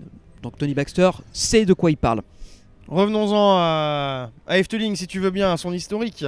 Oui, excusez-moi pour la petite digression, digression, mais c'est important de comprendre comment ces personnes-là, qui sont très importantes, influencent le cœur d'Efteling. Tout le monde parc nautique. Et le monde parc nautique international. En 2003, Tom Van de Ven, avant de prendre sa retraite, va travailler sur le théâtre Efteling Theatre, que l'on peut nous voir, mais que vous ne pouvez pas voir sur YouTube. C'est un immense bâtiment qui est situé en face de la Maison des Cinq Sens, qui abrite entre autres un restaurant de pizzeria Pinocchio qui, paraît-il, est très bon, mais surtout il va abriter la plus grande salle de spectacle de la destination pour proposer des spectacles qui ne sont pas compris dans le billet d'entrée. Ça va être intéressant parce que ça va être d'abord proposé dedans, mais au fur et à mesure ils vont se rendre compte que l'importance des spectacles, c'est des spectacles qui sont parfois plus longs, hein, c'est des comédies musicales, c'est des spectacles d'1 heure, 1 heure et demie, donc ils vont décider de scinder en deux et proposer par la suite des billets séparés. Aujourd'hui, en 2025, si vous allez dans le Grand Théâtre, vous allez avoir la comédie musicale Caro qui est proposée, qui, paraît-il, est un très très beau spectacle. J'en sais pas plus, je ne l'ai pas fait. On continue en 2004 par l'inauguration d'un endroit qu'avec l'équipe on adore faire et qu'on vous recommande chaudement d'aller faire au moins une fois. Méga banger. C'est un endroit qui est absolument magnifique. C'est un tout petit lieu qui est caché dans la place d'Anton Pieck. C'est le musée d'Efteling. C'est un truc sur lequel beaucoup de parcs commencent à faire aujourd'hui, mais Efteling était un des premiers à le mettre en place. C'est un véritable musée qui va raconter l'histoire d'Efteling. Donc vous allez avoir des props, des animatroniques, des décors, des anciennes attractions, des anciens spectacles, et qui va vous raconter le développement d'Efteling. Ce qu'il y a de bien, c'est qu'il y a des beaux dessins, des beaux artworks d'époque, et ça va vous montrer comment le parc s'est développé au fur et à mesure du temps. C'est ce qui fait pour moi l'une des grandes forces d'Efteling, et ce qui en fait son charme aussi, c'est que c'est un parc qui a toujours été en phase avec son histoire dans ses évolutions. Et le fait qu'on ait un lieu comme ça qui est ouvert, où on peut regarder un petit peu tout ce qui a été fait, Encore une fois, c'est vrai que quand on vient en famille sur une seule journée, on a envie de faire des attractions, on a envie d'en profiter au maximum. Imaginons que dans votre journée, si vous n'êtes pas très friand de ce genre de choses, évidemment que vous venez vraiment pour profiter des attractions, il y a tellement de choses à faire que le parc n'est pas visitable en une seule journée. Soyons clairs. Il faut au moins 2 jours pour vraiment profiter d'Efteling. Néanmoins, vous êtes là qu'une seule journée, pour les raisons qui vous regardent. Il fait pas beau, il y a une grosse averse, on se retrouve un peu dans le besoin de se mettre à l'abri. Bah, ça permet de découvrir un petit peu ce qui se faisait avant, ce qui a fait la richesse, l'histoire d'Efteling. Et ensuite, on continuera encore à le dire dans tous les développements, dans toute l'histoire du parc. Il y a cet héritage, ce respect pour son héritage. On va passer à une grosse année. C'est 2007 et la vache, vous allez voir qu'est-ce qui va arriver pour les visiteurs. C'est unique au monde, enfin c'est un truc de fou.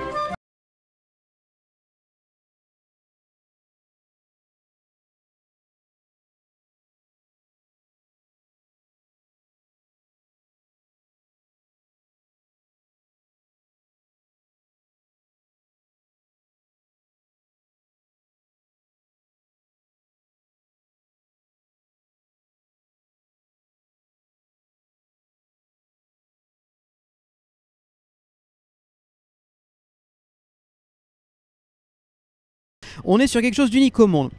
Je vais vous raconter rapidement la storyline pour que vous la compreniez bien. Alors, Willem van der Decken, j'espère que je le dis bien, est le capitaine du navire nommé le Hollander. C'est un homme puissant et riche, mais son avarice, sa cupidité vont le pousser à faire des très mauvais choix. Le capitaine possédait 2 facettes, une facette de réussite, mais une facette obscure. Son bateau, donc, la proue représente le lion hollandais, fait partie de la flotte de la Compagnie des Indes orientales. Willem van der Decken défiait toutes les règles, les bonnes manières et les éléments. Autrement dit, vous allez suivre son aventure et vous allez prendre cher. 3 minutes 43, vitesse maximale de 70 km/h. Cette montagneuse aquatique, c'est un truc unique dans son genre. Alors pour le constructeur, c'est un constructeur qui est un peu moins connu aujourd'hui, c'est Kumbak. C'est pas un major, c'est un modèle de rail, de code technologique qui est unique au monde, vous n'en trouverez nulle part ailleurs. Et c'est entièrement designé en interne, avec des personnalités, des styles uniques propres à Efteling, vous ne trouverez ça nulle part ailleurs. Et donc, comme tu faisais référence à Mission Mermaid tout à l'heure, effectivement, c'est pour l'appel d'offres passé par Efteling pour la construction du Hollandais volant que Mack avait aussi pensé rendre une copie en développant la technologie qui deviendra celle du Rocking Boat. Voilà, tout est lié. Tout est lié dans ce petit monde. Et cette attraction est un véritable bijou, puisque dès lors que vous êtes devant l'entrée, et de l'entrée de l'attraction jusqu'au moment où vous quittez le bâtiment pour retourner dans le parc, c'est un bonbon pour les yeux. C'est une immersion totale, une recherche constante de l'immersion la plus absolue. Bref, c'est un véritable tour de force. On doit cette réussite au dernier protagoniste de notre épisode du jour, c'est Karel Willem. Avant-dernier. Ah oui, pardon, avant-dernier, excusez-moi. Donc, c'est le dernier arrivé et remplaçant de Michel Dendulk, qui est donc, comme je disais, parti chez Imagineering. C'est lui qui a pris la tête du département créatif depuis 2005. C'est à lui que l'on doit la création du Hollandais volant, qui était déjà supervisé en partie par Michel Dendulk avant son départ. C'est un projet de passation de pouvoir. Hein, ils ont passé les rênes. Oui. C'est l'héritage totalement. Aujourd'hui, il est toujours en poste. C'est lui qui s'occupe de tous les projets récents de la destination. On pourrait s'étonner qu'il n'y ait pas de soucis majeurs sur la construction de l'attraction. Alors, pour l'instant, on croise les doigts, ça s'est bien passé. Il y a juste eu un seul couac qui est intervenu durant l'année de l'ouverture. La chaîne, oui, parce qu'en fait, si on vous techniquement, comment est-ce que les bateaux avancent sous l'eau ? Il y a plusieurs chaînes. Il y a des chaînes. Ouais, il y a des chaînes, c'est du lift horizontal en fait, simplement. Il y a plusieurs blocs de chaînes qui se trouvent dedans et elle était un peu capricieuse la première année. C'est très compliqué. Vous vous rendez pas compte, mais c'est hyper technique. Et donc elle a lâché et il a fallu pendant un très long moment la fermer, pratiquement 1 an si ma mémoire est bonne, et l'année suivante elle est à nouveau opérationnelle et ouverte. C'est le risque hein, quand on innove, quand on disrupte. On ne fait pas d'omelette sans casser d'œufs, pas de miracle. Vu que tu parles de casser d'œufs, 2009, on dit ciao bye bye à Pegasus, le fameux wooden coaster, on en parlait un peu plus tôt, devenu trop insupportable pour les visiteurs. C'est la même année qu'on va avoir l'arrivée du deuxième hôtel de la destination. Alors je suis désolé encore pour la prononciation, c'est très compliqué. Bosric. Le Bosric, voilà. Qui est derrière toi. Alors on ne voit pas avec aux caméras, mais nous on le voit. En fait, c'est l'hôtel sur lequel vous avez les cornes de cerf qui se trouvent oui, il y a les bois, en haut. ouais, Voilà, les bois se trouvent en haut du bâtiment principal. C'est sur le modèle d'un village vacant, c'est-à-dire que vous allez avoir un grand bâtiment qui accueille des chambres, mais vous allez avoir des cottages qui sont louables et privatisables également. Donc voilà, c'est beaucoup plus grand que l'hôtel Efteling, pour vous redonner un ordre d'idée. On avance, on continue, on va arriver à 2010 avec l'arrivée d'une attraction que pour le coup, toi Damien, je sais que tu l'adores. Je l'adore. Oui. Donc je peux. Ah, Cadeau. je fais tous les coasters, je suis ravi. Joris and the Drac, Georges et le dragon dans la langue de Molière, un dueling wooden coaster, c'est-à-dire qu'on en a viré un, on en a reconstruit deux. Je pense l'opération est gagnante. Ah bah nous, on n'a pas perdu au change. Double expérience, c'est le remplaçant de Pegasus qui est réalisé par GCI. Alors l'histoire référence à Saint-Georges. La version d'Efteling compte qu'un redoutable dragon doué de parole, maître de l'eau et du feu, exige des habitants un tribut quotidien de moutons. J'ai pensé à un film qui est sorti il n'y a pas longtemps. Oui. Lorsque le dragon finit par dévorer tous les moutons, il exige de se repaître de jeunes vierges journellement. Oui, chaque jour, c'est comme ça que le texte est écrit dans le texte. Très Ouais. bien. Ah mais Je découvre, je vais me coucher moins bête. Là, on en apprend un. Saint-Georges arrive le jour où il ne reste plus qu'une seule vierge à croquer, la fille du roi. Pour empêcher sa destinée, le roi offre la coquette somme de 1001 ducats à qui pourra vaincre la bête.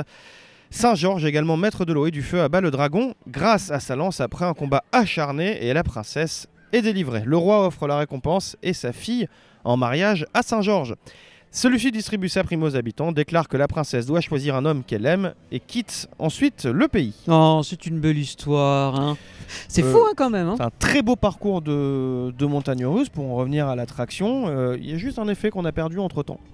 Le dragon. Un effet de flamme, il y avait le dragon autrefois. On fera une aparté, mais oui, je te laisse décrire un peu le circuit Belle Bête. Alors c'est un circuit donc, de dueling, mais chaque piste, que ce soit eau ou feu, a quand même des éléments qui lui sont propres à son parcours. C'est-à-dire que les trains se rejoignent, puis se séparent, puis se retrouvent. Donc il y a une vraie dynamique, il y a des entrecroisements.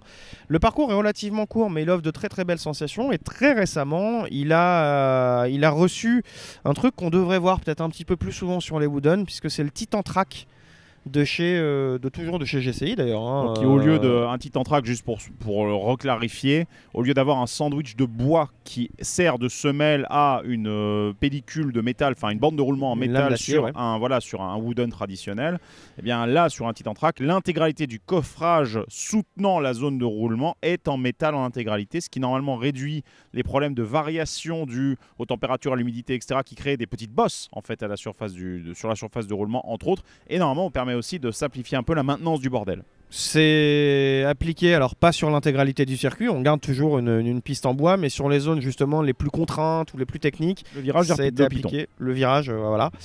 Le virage, le bas de la drop aussi, je crois, qui est. Oui, le bas de la drop. Non, c'est uniquement les catwalks qui sont en métal, mais il me semble que le roulement, c'est toujours du bien du bois. Par contre, effectivement, le virage qui fait le demi-tour et qui en fait fait la transition entre la partie, on va dire, un peu traditionnelle du racer, où tu as les deux circuits côte à côte qui font la même chose, et qui à partir de ce moment-là vont commencer à séparer, à partir un peu chacun de leur côté. Là, oui, on a le Titan Track à cet endroit-là. Et on gagne en souplesse, on gagne en confort, parce que c'est l'un des Wooden. C'est rare que je me mette au dernier rang d'un Wooden. Non, mais il est génial. Voilà. Joris, il est exceptionnel. Pour une initiation, encore une fois, du coaster, parfait. Il ne va pas aller monter extrêmement haut, il va être impressionnant, mais pas non plus rebutant, je pense. C'est une excellente machine. Et très, très belle machine. Dernier effet effectivement qui est désactivé depuis quelques années et qui a souvent eu des problèmes techniques, c'est qu'il y a un vrai dragon au cœur du circuit qui sort d'un marécage, animatronique géant avec tête, yeux, bouche qui se déplace et qui tente de choper le train au passage. Malheureusement, depuis quelques temps, il ne fonctionne plus. Le dragon est toujours en place et il devait cracher des flammes à notre passage. Donc voilà, effet compliqué à maintenir, technicité du fait que c'est une zone marécageuse avec beaucoup de brume, de froid. Donc les articulations, ça n'aime pas vraiment. Je termine juste sur la même année. Efteling va rentrer dans le cercle très fermé des parcs ouverts 365 jours par an. C'est la fin de la saisonnalité Efteling. Vous pouvez donc y aller maintenant. toute l'année quand ça vous arrange. J'enchaîne avec 2011 parce que on va arriver sur un gros spectacle entre Villa Volta et Droomvloed. C'est le spectacle de Ravelijn qui s'installe. Alors, spectacle de Ravelijn dont on a eu l'occasion de parler dans d'autres podcasts avec le Puy du Fou, entre autres, puisque vous allez comprendre après pourquoi. C'est un spectacle qui a été conçu à la base pour développer le secteur entre Droomvloed et Villa Volta. Et on y trouve, entre autres, un restaurant qu'on peut voir depuis les gradins, il est en face de nous. Il y a un entrepôt et surtout, il y a un complexe de bureaux directement caché dans la façade même du bâtiment. C'est là que vous trouverez les bureaux de la direction. Donc plus proche du parc que ça, tu meurs. Voilà. Et pour la petite anecdote, c'est la place maintenant qui s'appelle aussi la place Ton van de Ven qu'ils ont renommée en hommage au créatif qui malheureusement est décédé. L'héritage, tout ça. Tout ça. Ce que je voulais dire, c'est que c'est un spectacle qui existe depuis 2011. La version que la plupart du monde connaît aujourd'hui, elle date du 30 avril 2013 et elle est très très très différente du modèle d'origine parce que Efteling n'est encore à l'époque tâtonné dans la création de mise en scène et de spectacles, donc c'était un spectacle qui était considéré comme plutôt incomplet et pas super intéressant. Et d'ailleurs c'est aussi cette année-là, en 2013 en tout cas, que beaucoup d'effets vont être rajoutés avec l'idée de créer une nouvelle trame narrative, rendre les choses encore plus visuelles, plus spectaculaires pour rendre le tout un peu plus intéressant. Mais voilà, le truc c'est que le spectacle manque encore d'un cachet, d'une identité forte et qui donne envie au public de revenir. Et ça, ils en sont conscients, mais ils n'arrivent pas à trouver comment réussir à joindre les deux bouts. Et du coup, comment on fait, Benji, comment on fait quand on a envie, quand on veut créer des choses, qu'on n'a pas forcément le savoir-faire ou les compétences, mais qu'on est ouvert et qu'on a envie d'apprendre et de faire avec des gens qui sont spécialistes dans leur domaine. Qu'est-ce qu'on fait dans ce cas-là ? On appelle. Il faut qu'un soir, les gens d'en bas, pendant que les gens d'en haut sont en train de s'arracher les cheveux à comprendre, les gens d'en bas se tapent une très bonne soirée à base de bière à consommer avec modération, et qu'on se rend compte que les gens d'en dessous, c'est juste les gars du Puy du Fou. Si vous avez déjà réécouté notre interview de 2020-21 avec Nicolas Devilliers, il raconte cette anecdote qui est absolument génialissime. C'est un peu un heureux hasard que les équipes du Puy du Fou et d'Efteling se rencontrent et qui décident de créer ce partenariat unique dans lequel le Puy du Fou va prendre la main sur la création de Ravelijn, vont le remettre totalement à zéro, réinjecter du pognon, refaire la mise en scène, refaire les effets spéciaux et donner le spectacle qu'on connaît aujourd'hui, qui est beaucoup mieux. Et d'ailleurs, pour la petite anecdote, je ne sais pas si c'est toujours dans les faits, mais si vous utilisez les audio-traducteurs qui sont proposés dans le parc et que vous mettez en français, il est précisé que le spectacle est réalisé en partenariat avec le Puy du Fou. Voilà, c'est la petite anecdote rigolote. Donc voilà, c'est comme ça qu'est né Ravelijn qu'on connaît aujourd'hui. On avance d'un an, on va parler en 2012 pour parler du 5e royaume qui existe aujourd'hui, le royaume de la fantaisie. Alors pourquoi est-ce qu'un royaume de la fantaisie est créé ? Parce que un truc assez intéressant va arriver les années suivantes, vous inquiétez pas. Oui. C'est juste qu'à ce moment-là, en 2012, il y a cette allée, donc la Pardouze Promenade, et au bout de cette allée, il n'y avait rien. En 2012, on va créer un petit restaurant qui s'appelle la Paul's Keuken, qui, entre guillemets, en traduit en français, la cuisine de Paul's, qui est en fait un petit personnage un peu rigolo, créé pour l'univers d'Efteling et qui va avoir son importance pour une attraction, vous inquiétez pas, on y arrive. C'est également cette année-là que va arriver le spectacle aquatique du parc. Il est là, il est derrière nous. Qui est juste derrière on a nous. le lac, il est vraiment derrière nous si vous nous regardez sur YouTube. C'est Aquanura, les débuts, le fameux El Famoso. Qu'est-ce que je peux dire un peu sur Aquanura rapidement en 2012 ? C'est si vous n'avez jamais fait Aquanura déjà, allez-y parce que vous ne perdrez pas au change. C'est un très beau spectacle aquatique. Il a la particularité de reprendre les musiques des attractions du parc. Donc vous ne serez pas dépaysés, vous allez pouvoir réentendre Yoris, vous allez pouvoir réentendre le Hollandais volant, Carnaval Festival. C'est typiquement un Kiss Goodnight Show, c'est-à-dire c'est conçu pour te rappeler un peu les souvenirs de ce que tu as vécu dans ta journée et te laisser sur une bonne note avant de quitter le parc. Voilà, une très belle manière de clôturer une journée, un séjour en rebrassant comme ça sur une quinzaine de minutes à peu près tous ces souvenirs qu'on vient de se faire pour bien les ancrer et pour se dire au revoir correctement. On a un très très beau spectacle puis qui envoie quand même techniquement du pâté comme on dit, puisqu'on prend les musiques, on les réorchestre, donc déjà il y a du travail dessus, mais surtout 200 fontaines. Ouais, divisé en 9 types. Alors il y a des jets droits, il y a des jets mobiles, il y a des arrosoirs, il y a des brumes, ça va vous faire un package global. Il y a 800 éclairages LED, il y a des lance-flammes, sachant que le spectacle a évolué. Hein. Donc ce qu'on vous parle, c'est qu'en 2012, il y a la V1, dès 2014, il y a une deuxième version plus longue qui rajoute des nouvelles scènes et qui rajoute par rapport aux attractions qui ont été inaugurées entre-temps. Il y a des versions spéciales d'été, il y a des versions particulières pour l'hiver. Et cette année, une V3. Et cette année, encore une nouvelle version avec totalement musicale dans le parc. Voilà, il y a tout qui a été refait. Bref, autant vous dire que c'est un spectacle qui n'est pas statique, qui évolue dans le temps. Mais en revanche, je voulais surtout qu'on s'arrête sur l'année 2015 parce que, encore une fois, gros banger qui arrive. Attention, musique.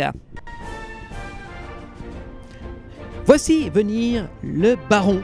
Le Baron 1898, grosse machine, grosse attraction encore une fois, inaugurée le 30 juin 2015. Alors Baron 1898, c'est une grosse machine, c'est un dive machine. Qu'est-ce que c'est qu'un dive machine, mon cher Damien ? Eh bien, une dive machine, c'est un modèle de montagne russe construit par nos amis de chez B&M et Mabillard, qui a la particularité en fait de vous offrir une première descente quasiment à la verticale, parce que je crois que c'est 89,5 degrés. Il faut quand même garder un peu de friction entre les roues et la voie. Et donc dive parce qu'on plonge littéralement dans le sol, Benjamin. Alors tu as raison de le parler. Effectivement, parlons un peu de l'histoire. C'est l'histoire du baron Gustav Hoogmoed. Alors je suis désolé pour la prononciation, hein, c'est Hoghmoed, je ne sais pas du tout comment ça se passe. C'est inspiré, pour la petite anecdote, d'une véritable mine qui se trouve du côté de Orange-Nassau, une petite ville vers le sud du pays. Donc ce baron découvre qu'il y a de l'or dans une grotte appelée Bosse aux sorcières et décide d'y construire un magnifique complexe minier et de l'appeler Baron 1898, paye ta modestie. Cependant, parce que forcément il y a toujours un something goes wrong, les dames blanches qui y vivent, donc des sortes d'esprits fantomatiques, et qui gardent l'or sont furieuses que l'on vienne voler leurs richesses et punissent toutes celles et tous ceux qui osent s'y aventurer. C'est ainsi qu'une fois en haut du puits de la mine, nous tombons, comme tu l'as dit, comme les câbles qui cassent et sont censés nous retenir. Donc c'est une chute directe dans le tréfonds de la mine. Dans le tréfonds de la mine, ouais. Alors malheureusement, le tour est un peu court, il paraît. Donc, alors, je dis pourquoi il paraît, parce que je n'aime pas les dive machines, mais ça ne m'empêche pas de m'intéresser à la bestiole. Elle fait 2 minutes 10. L'attraction dispose de 2 pré-shows qui sont absolument magnifiques. Et pour le coup, je les ai faits et je vous recommande, même si vous ne faites pas l'attraction, de faire la file d'attente, qui est juste magnifique. Et jusqu'à la dispatch des trains, puisque la gare est un petit bijou visuel totalement immersif. Toute l'expérience, vraiment toute l'expérience de l'entrée de l'attraction jusqu'au débarquement, encore une fois, Efteling et Baron marque bien en fait la singularité d'Efteling, puisque encore une fois, en réalité, Baron, quand on y réfléchit bien, ça fait partie du starter pack des parcs d'attractions, puisque tout parc d'attractions doit avoir un train de la mine. Sauf qu'il n'est pas fait comme tous les autres. Au lieu d'être une thématique western, là tu as bel et bien une mine, mais tu plonges dedans. Donc on a coché la case train de la mine, mais sauce Efteling. Et moi je trouve ça particulièrement croustillant. Bien vu, Greg, j'avais pas pensé à celle-là. Je parlais de la file d'attente de Droomvloert aussi tout à l'heure. Quand on a fait l'attraction lors de son année d'ouverture en 2015, c'est l'année où on a d'ailleurs découvert Efteling ensemble. D'ailleurs, je peux pas résister au plaisir je ne me lancerai pas parce que je ne serai pas capable, mais je me lancerai pas là-dedans, je ne serai pas capable, mais Baron 1888. Ouais, d'accord, ok. Félicitations, on n'a rien entendu. Voilà, ça ne sert à rien, c'est pas grave, tant pis. En fait, on a eu cette impression, donc l'année d'ouverture, je crois que c'était du 90 minutes d'attente, hein, si je me souviens bien, c'était une attente assez longue. Et on a cette file qui déambule avec des switchbacks et tout. Et on arrive vraiment tout au fond par rapport au point d'entrée de l'attraction. Et là, on se dit, ça y est, on est à la moitié.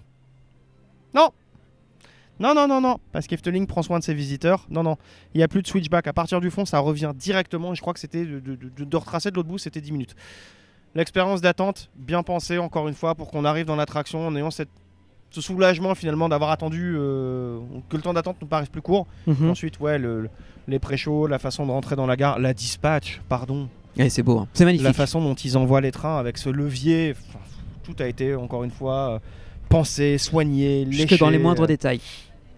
Et ce lift, l'un des plus beaux lifts au monde, le plus beau lift au monde. Enfin, tu trouves ? Qui d'autre ? Ouais. Qui d'autre fait je ça sais pas.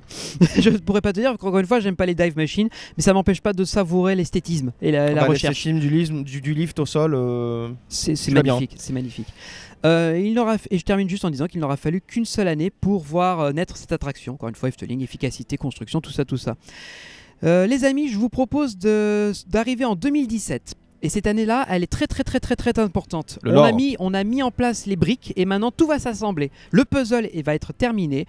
On va enfin arriver. Alors déjà à l'époque 2017, le projet le plus cher de l'histoire d'Efteling, symbole du parc, véritable hommage de toute l'histoire d'Efteling, avec en vedette Pardouz qui a enfin son attraction. Oui. Je parle bien évidemment de Symbolica. On y est. Voilà, quelle magie, Enfin, je suis désolé les amis, moi j'en ai des frissons rien qu'à entendre la musique. Magnifique. Petit bijou technologique de storytelling. Alors, je fais une partie après, Damien, je te laisserai l'autre partie parce que Je là, t'en bijou de thématisation. C'est de la thématisation 360. Il y a rien qui déconne. Tout était, mais y compris au-dessus, parce que la pagode. C'est tellement beau. Alors, Symbolica vous transporte dans le palais de la fantaisie du roi Pardolfos. Accompagné par Pardouz, le magicien bouffon du roi, nous allons découvrir un endroit plein de magie, de surprises et d'aventures. L'attraction d'une durée de 7 minutes se compose de 3 tours variant à différents moments. Une première pour Efteling, puisque les voitures se déplacent sans rail. Grâce à un système de guidage dans le sol, les véhicules sont l'œuvre de ETF Ride Systems. Si vous ne voyez pas de qui il s'agit, c'est entre autres les constructeurs de Mouse au chocolat à Fantasyland ou de Volo da Vinci à Europa Park ou de Popcorn Revenge à Walibi Belgium. Ils fournissent les véhicules trackless en fait. C'est les trackless. La technologie trackless, c'est eux. Le ride propose de l'interactivité à plusieurs moments, le tout combiné à des effets sensoriels, eau, vent, odeur et j'en passe. Comme je disais, c'est l'attraction qui était à ce jour la plus chère d'Efteling avec un prix de 35 millions d'euros, excusez du peu. 1400 personnes par heure, ce qui en fait un véritable gros crowd eaters pour le parc. Voilà, c'est ce que je voulais dire. Et pour la petite anecdote, les concepteurs de l'attraction ne cachent pas que parmi leurs inspirations pour concevoir Symbolica, il y a Mystic Manor à Hong Kong Disneyland. Et bien sûr, vu qu'on est sur une masterclass totale, l'attraction a bien sûr été récompensée du TNA Awards l'année suivante. Voilà, que dire de plus, à part que c'est encore une magique. fois, on se retrousse les manches, on travaille. D'ailleurs, Symbolica est l'une des premières attractions sur laquelle a travaillé Monsieur Sander de Bruyn, qui est aujourd'hui le lead designer d'Efteling, puisqu'entre autres, on en parlera un peu plus tard, il a aussi participé à des rénovations et contribué à de nouvelles additions au parc. Donc il rejoint la lignée de Anton Pieck, de Tom Van de Ven, de Michel Dendulk, etc. Ouais, exactement. Avec un héritage. D'ailleurs, en parlant de Sander de Bruyn, on a une petite surprise pour vous tout à l'heure. Mais on n'en est pas encore là. On arrive néanmoins doucement sur la fin de cette historique. On est en 2018. Il y a plus si longtemps que ça. Cette année marque, je disais tout à l'heure, la rénovation profonde de Python, puisque l'attraction commençait à accuser son âge, elle devenait inconfortable. Décision est prise de la remplacer, la démolir, la garder. Les gens, ils aiment bien cette attraction. Eh ben, on va la démolir et la garder et la remplacer en même temps. Allez, voilà. Chiche, on est fou. On garde le parcours. Retracking, le fameux retracking de CSM dont on parle avec beaucoup d'éloges depuis des années dans Puissance Park, puisque c'est à mes yeux ce qu'on devrait faire avec les vieux Vekoma. Oui. Vous voyez vers quel regard mon regard se porte à l'est de Paris, étrangement. Oui. Puis c'est ce qu'on devrait faire avec certains. Alors, je comprends qu'on veuille dégager les SLC. Il y en a un qui va pas tarder à nous quitter, notamment du côté de Vavre. Mais c'est normal. Elle est un peu hors d'âge. Mais oui, un retracking pour en garder au moins un. Peut-être le proto du côté de Venlo, c'est ça ? Ça pourrait être bien. Pourquoi pas. Ensuite, il faut... C'est rare des parcs qui refont une attraction à l'identique quand elle arrive en fin de vie. Ça reste quand même relativement rare. Mais quel beau travail ils ont fait. Oui. Surtout qu'il n'y a plus d'à-coup. En fait, ils ont retravaillé la structure, le design des entretoises. Le ride est beaucoup plus solide, donc on évite toutes ces vibrations. Les entretoises sont plus épaisses, plus rapprochées aussi, pour limiter le problème d'écartement progressif des rails sur les marques 1200. Avec l'usure. Voilà, qui viennent par l'usure. Et en plus, bonus track, ils ont gardé un petit morceau du rail original qu'ils ont planqué au niveau du musée d'Efteling, ce qui vaut le coup de petites photos pour tous les coaster fans. Ne serait-ce que pour vous rendre compte de la taille que ça fait vraiment le rail. On continue 2019 avec le remplacement, tu en parlais tout à l'heure, de Pandadroom par Fabula dans le théâtre 3D. Aussi l'arrivée d'un nouveau conte dans le Bois des Contes, puisqu'on ne s'arrête pas, le filigrane, l'histoire, depuis plus de 50 ans, ça y est. Les 6 Cygnes, qui est la première attraction en véhicule dans le Bois des Contes. Le 1er septembre, Bob tire sa révérence après 34 années de moi, je vais bons prendre et ma loyaux retraite, services. hein. Allez, ciao. Comme on le disait tout à l'heure, il n'en restera que la gare. C'est ça. Et pour terminer, 2020, cette année maudite. C'est une année très particulière, bien sûr. Voilà, Vraiment verra pas de quoi quand tu veux même. parler. Pardon. Verra excusez-moi. quand même Tu l'arrivée pourras de... mettre un masque quand même. Non. de deux chenapans, deux gamins intenables, Max et Moritz. Construit donc sur l'ancien Bob, vous avez droit entre deux circuits en opposition, c'est-à-dire qu'ils partent en se croisant et non pas en étant parallèles l'un à l'autre.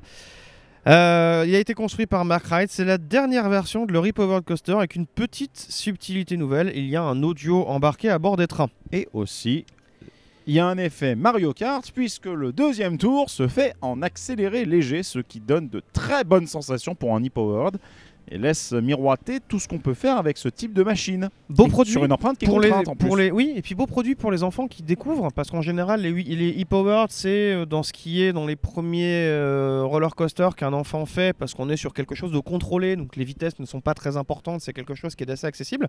Ce premier tour qui se fait gentiment, il y a un peu ce côté on apprivoise, et puis allez, le deuxième tour, là, on en voit un petit peu plus, on donne de belles sensations, c'est pas trop long.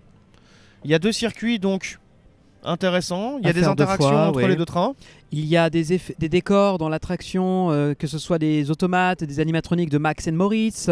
Que ce soit un orgue de coussin péteur. Voilà, pour ceux qui ont un certain type d'humour. Voilà, peux déclencher le caca. des... Vous remarquerez que je n'ai pas d'hyperlanceur aujourd'hui. Ah oui, c'est Voilà, vrai, voilà. tu es privé On me de l'a confisquer. On a hyper lancé l'hyperlanceur dans le lac, mais bon. Tu as également des fontaines, et tu as des petits running gags, des petits easter eggs cachés dans la file d'attente. Bref, Oui.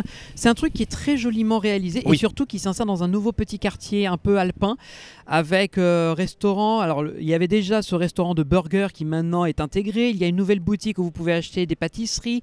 Il y a des petits kiosques qui vendent des petites. Il y a des saucisses, des hot dogs, me semble-t-il. c'est typiquement Voilà, du quartier c'est bavarois. Hein. un C'est- bavarois, voilà, exactement. C'est le classique. C'est Mais c'est très choupi sympa. tout plein. Voilà, c'est très bel endroit, très bien aménagé. Et avec des caractères en plus qui se baladent de temps en temps. C'est vrai que cet été, donc pour la petite anecdote, dont nous tournons l'épisode en été 2025, on a la droit à Frau Schmetterling, donc le personnage de la mère de Max et Moritz, me semble-t-il, qui se balade et qui fait un Exactement. petit spectacle. Et c'est incroyable parce qu'elle a exactement la même gueule que les gens qui interviennent sur Danse Macabre. Bon, je vois. Mais dis donc. Une ça va, un lien de coïncidence. parenté lointain. Une coïncidence. Maintenant, si je peux me permettre, je dois parler d'un de mes bangers du parc. Parce que je vois dans le rider que c'est maintenant là. Et oui, on y arrive. 2021, fermeture de Monsieur Cannibal, ciao Sacha Distel. 2022, il y a quelqu'un qu'on n'a pas trop mentionné depuis le début de l'épisode, mais vous Monsieur savez qu'on aime Merkelbach. beaucoup, Monsieur Merkelbach, Monsieur René Merkelbach, on va simplement humblement qualifier de génie musical.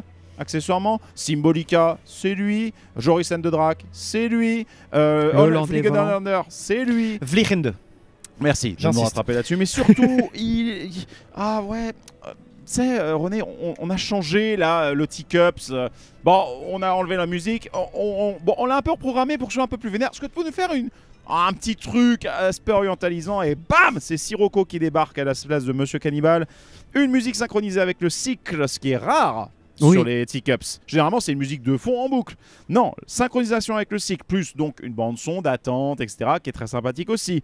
3 niveaux de déverrouillage pour ceux qui veulent faire marcher un petit peu les poignets et tester un peu les joies des effets de résonance. C'est la beauté de cette attraction-là. Des effets physiques qui sont synchro dans le petit lac tout autour de l'attraction. Et avec en plus l'histoire de terminer, l'archipel qui ouvre derrière, qui permet une expérience peloton humide pour ceux qui ont un peu trop chaud. Donc c'est une petite herbe pour enfants qui ouvre et qui donne de la cohérence avec cette attraction Sirocco que C'est vrai qu'on l'a pas trop mentionné, mais le parc foisonne d'endroits. Si vous venez avec des enfants, recoucou le train. Et ça foisonne d'endroits où vous pouvez vraiment avoir un moment où les enfants peuvent s'amuser. Il y a de tout, il y a des tape-culs, il y a des toboggans, il y a des aires où on grimpe, il y a une petite aire aquatique, il y a vraiment plein d'endroits où ça y est, on peut laisser les enfants un petit peu se défouler, parce que l'air de rien, faire des files d'attente, c'est pas forcément facile avec des enfants, des jeunes enfants. là, on a ce splash pad, si je peux appeler ça comme ça. C'est ça, ouais, c'est dans l'idée, oui. Et puis les parents peuvent se rafraîchir un petit peu les petons. C'est très très bien pensé. Encore une fois, on est dans la lignée de ce qui a été fait avec Python. On vire les teacups. Qu'est-ce qu'on met à la place? Des teacups, mais... Et franchement, on insiste sérieusement. Si vous dites ouais, c'est un teacups, non. Faites. Vous n'avez jamais fait ça de votre vie. Faites Sirocco, c'est peut-être le teacups le plus marrant du monde, réellement. Oui. Et guettez bien les tch qui vous indiquent quand la plateforme se déverrouille progressivement dans le cycle. Parce que ça, et vous allez sentir la vraiment. différence. Vous allez vraiment sentir la différence. Il est exceptionnellement bon. Foncez le faire. Continuons sur l'exceptionnellement bon parce qu'il va falloir parler de ça y est, Spookslot on qui y tire arrive. sa révérence. On en avait parlé dans un épisode en 2022. Vous aviez couvert l'événement. La fermeture du Spookslot. Alors, je n'étais pas présent, c'était toi avec Valentin que vous aviez pu découvrir, enfin dire au revoir à Spookslot. C'est une attraction, voilà, on est sur les phases d'héritage, c'est-à-dire qu'on renouvelle de l'existant avec soit la même chose, soit de la même chose en mieux. Et Spookslot, c'est une attraction qui avait fait son temps, elle avait plus de 40 années d'existence, elle avait embarqué des générations d'enfants dans cet environnement un peu macabre, wink wink macabre, et que le parc allait clairement nous proposer quelque chose de bien ou de même mieux. Bien sûr, je ne vais pas vous faire l'affront de reparler de tout ce qu'on a déjà pu dire de son successeur qui ouvrira le 31 octobre 2024, à savoir Danse Macabre, qui raconte une histoire absolument folle dans un univers fou, avec une technologie folle, les superlatifs me manquent pour dire à quel point... Il y a eu trois mises à jour depuis qu'on a enregistré cet épisode en plus. Voilà, donc, coucou la maintenance, coucou le suivi qui est juste exceptionnel. Quand on sort une nouveauté, un petit bijou, on continue à le bichonner. Ça, merci à Tony de le faire. Et bravo parce que incroyable. Elle envoie cette machine. Il y a une écoute des retours du public, des petites choses qui vont pas, des réglages, l'attraction. Il y a rien n'est figé dans le marbre ici à Efteling. Et même si l'attraction est récente et que c'est un véritable banger, ils ont continué à apporter par petites touches des améliorations pour que l'expérience soit vraiment la meilleure possible pour les visiteurs. Et il y a une écoute. Je te laisse reprendre. Je n'ai pas grand chose de plus à dire. Écoutez le podcast qu'on lui a consacré, où on a vraiment pris le temps de détailler toutes les scènes avec les effets, etc. Même si effectivement, tu l'as dit Greg, que c'est la V3 qui est depuis en place, l'atmosphère est plus ou moins la même. Le pré-show en lui-même a pour le coup changé. Et les sensations qu'offre l'attraction sont beaucoup plus intenses. Ça reste quand même accessible, je vous rassure, c'est pas non plus passé à un truc ultra sensation. Mais voilà, je voulais juste dire que c'est encore une fois une machine incroyable avec ce plateau qui fait 18 mètres avec autant de stalles autour. Il y en a 6 où il y a 108 places à l'intérieur, ça s'incline de 25 degrés, ça tourne à jusqu'à 3 mètres secondes. C'est hyper impressionnant, c'est 35 millions d'euros, encore, c'est aussi cher quasiment que Symbolica, autant vous dire que c'est une tuerie. C'est 1250 personnes à l'heure, c'est incroyable. Allez voir l'épisode qu'on a consacré aussi, voilà. Si ça n'avait pas encore été fait, allez voir l'épisode consacré à Danse Macabre. Et moi maintenant, je vais m'effacer. Alors, juste avant que tu ne t'effaces, s'il te plaît, tu as dit quelque chose il y a 5 ans. Exactement. Est-ce que tu pourrais... Si je peux me permettre, étant l'homme de l'ombre, puisque comme vous le savez, cet épisode est un réenregistrement pour des raisons indépendantes de notre volonté, est-ce que tu te rappelles, Benji, qu'en 2020, il y a 5 ans, tu terminais l'épisode là, depuis l'ouverture du village vacances Lunch, que l'on a testé en 2018, Efteling souhaite diversifier davantage son offre hôtelière. Il y a fort à parier qu'un hôtel supplémentaire pourrait voir le jour. 3 petits points de suspension. Et j'ai envie de dire, tada, ça y est. Ça y est, on y est, le grand hôtel Efteling ou grand Efteling Hôtel. Je me casse toujours la figure dessus. Efteling Grand Hôtel. On a eu la chance, et je remercie encore Kurt Peters, notre contact relations presse et les équipes d'Efteling pour cette invitation. Ça s'est fait un petit peu à la dernière minute, mais ça s'est fait. J'ai pu venir ici il y a quelques jours pour suivre l'inauguration de l'hôtel, le découvrir vraiment... ça y est, sous toutes ses coutures, parce qu'on a eu un tour guidé qui a duré pratiquement une bonne heure de l'hôtel. Que dire on va vous mettre des images pour illustrer ça pendant qu'on fait la visite. C'est quelque chose qui est... Alors, ça fait pas forcément l'unanimité au sein de l'équipe. Moi, c'est un style que j'aime beaucoup. C'est intemporel. C'est contemporain, moderne, mais intemporel. Il y a de la grandeur. C'est quelque chose d'assez sobre. Quand vous arrivez dans le hall, il y a ce magnifique lustre de clés qui descendent du plafond. Le plafond est très très haut, il y a à peu près 2 étages. On retrouve dans ce lobby de l'hôtel plein de petits clins d'œil, plein de références. Il y a un violon, il y a des tours de symbolique de Dromvloort. Il y a plein de petites choses qui détaillent, qui appellent au parc. Alors, on est sur un hôtel qui n'est pas accessible à toutes les bourses. Voilà, on va être clair dessus. On est sur une expérience premium. Le prix va avec. Donc, c'est si vous le faites, c'est soit vous en avez les moyens, soit vous vous faites un gros kiff. Comme on est sur une expérience premium au niveau inférieur de l'hôtel, il y a une piscine qui est vraiment magnifique. Alors, peut-être petit bémol, ça manque de fenêtres. Voilà. C'est au sous-sol de l'hôtel, mais c'est dans un environnement très calme, très reposant. Vous avez des bassins avec des jets d'eau dynamiques, vous avez cette petite pataugeoire avec des jouets pour les enfants. Et puis alors les jouets, on a fait attention à ce qu'on prenait. Ça reste cohérent, encore une fois, avec le reste, hein, les petits pots, tout ça, tout dans les couleurs et soigné. Vous avez cette fontaine à boissons, donc vous pouvez vous servir. Il y a une fontaine avec déjà, vous pouvez mettre du jus de citron, des feuilles de menthe, on peut se rafraîchir. Il y a un hammam, il y a un spa, il y a un bassin avec cette magnifique fontaine ornementale au-dessus qui se déclenche par intermittence. Ça invite au repos. Au repos, à la détente.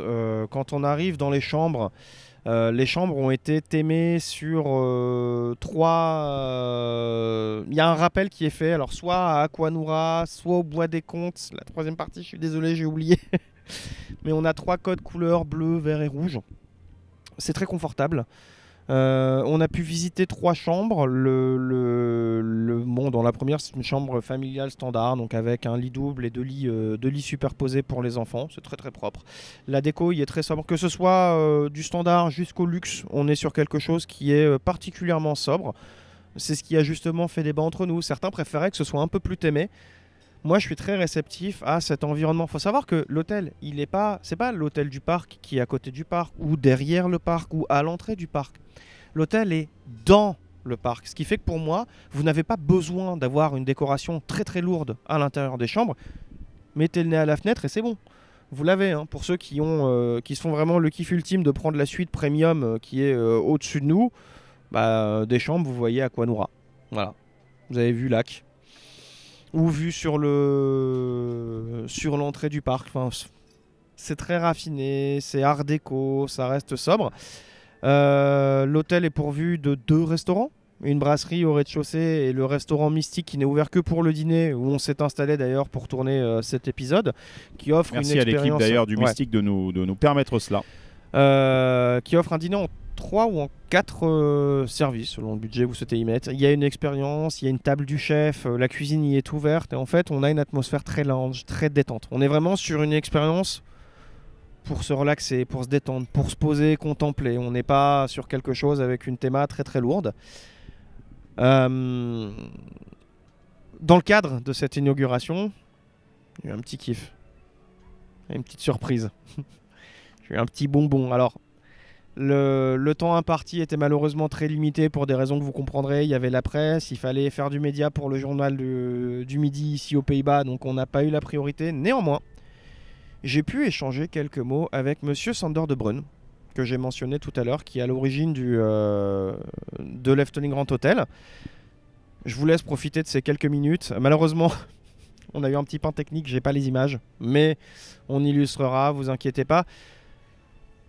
Je vous retrouve il y a une dizaine de jours ou plus, hein, c'était le 1er août l'inauguration de l'hôtel. On se retrouve dans quelques instants, juste après l'expérience et l'échange, l'interview que j'ai pu donner à Sander de Brun, qu'on aimerait beaucoup avoir dans l'épisode d'ailleurs. Je fais un petit clin d'œil, petit appel du pied, et on se retrouve dans quelques minutes pour conclure cet épisode. A tout de suite.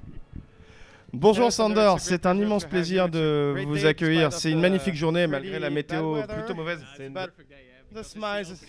Les sourires de tout le monde à l'intérieur, à nous aussi, félicitations encore pour cette belle réalisation. Dernièrement, on n'a pas vraiment été déçus par l'Efteling. Chaque inauguration a été un véritable plaisir. Chaque événement est une belle surprise. Merci, c'est vraiment palpitant pour nous de terminer ce beau projet. Nous sommes si heureux que ce soit aujourd'hui le jour où nous rendons enfin ce projet à nos visiteurs. C'est pour la première fois, ils peuvent arpenter l'hôtel, donc pour nous c'est une journée parfaite. Oui, c'est l'inauguration officielle d'un nouveau passage vers le parc. Ce qui est particulier ici, c'est que c'est l'ouverture du Grand Hôtel, mais aussi le fait, désormais, l'accès au parc se fait aussi à travers l'hôtel, donc nous en sommes très fiers. Oui, alors on a une tradition à Puissance Park, c'est de faire un petit pré-show pour mieux connaître nos invités. On va devoir le faire en version raccourcie aujourd'hui parce que notre temps est limité. Est-ce que vous pourriez vous présenter à notre audience en quelques mots, parce que je suis sûr que beaucoup de nos auditeurs ne vous connaissent pas encore. C'est une drôle d'histoire car je voulais travailler à l'Efteling depuis que j'avais 4 ans. On m'a raconté comment l'Efteling est devenu l'Efteling car cela vient d'un illustrateur, l'un de nos fondateurs, Anton Pieck, et j'étais fasciné par ces illustrations. Alors enfant, je me suis dit oui, c'est ça que je veux faire. J'ai donc commencé à travailler dans un restaurant du parc à la plonge. Ah oui, c'était votre premier job à Efteling? C'était un job saisonnier pendant les vacances en juillet et août. J'ai commencé ainsi dans le parc, je suis entré à l'école des beaux-arts. J'avais un rêve, travailler à l'Efteling en tant que designer. J'ai donc fait ce travail dans le parc à la plonge. Puis j'ai demandé qu'est-ce que je peux faire pour le travail, pour le département du design, car j'étais un immense fan de ce département. J'ai demandé à Robert Jaap Janssen, qui est aussi designer, puis-je faire quelque chose pour vous, peu importe quoi. Et il m'a dit oui, d'accord, bien sûr, tu peux. Alors j'ai travaillé le soir dans le parc et pendant mon temps libre, je me demandais encore, puis-je faire encore quelque chose pour vous. Puis j'ai terminé mes études, j'ai commencé à travailler à l'Efteling après. Puis j'ai commencé comme designer junior, puis designer média, et j'ai fait mes premières créations pour l'Efteling. Aujourd'hui, je suis responsable du design et de l'expérience et du design du Grand Hôtel. Donc voilà, c'est une petite introduction, mais c'est une drôle d'histoire. Ouais, donc c'est un rêve d'enfance. Je pense comme beaucoup d'entre nous dans l'équipe du podcast, on a grandi avec les parcs à thème, on les aime, c'est dans notre sang.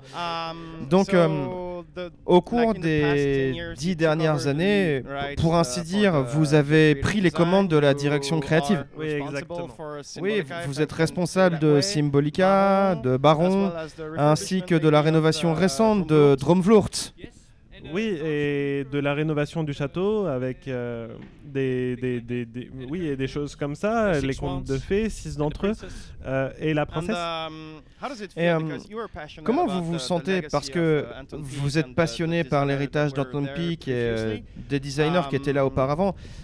Est-ce que parfois, avec un héritage aussi riche que celui du parc, est-ce que vous n'avez pas un peu l'impression de marcher sur une corde raide parce que vous deviez allier tant d'histoires?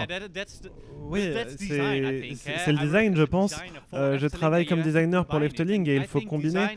Et je pense que le design, c'est comme assembler un puzzle, travailler ensemble avec les gens pour offrir la meilleure expérience aux visiteurs, mais aussi préserver cet héritage magnifique, le mélanger, le rêver avec l'équipe.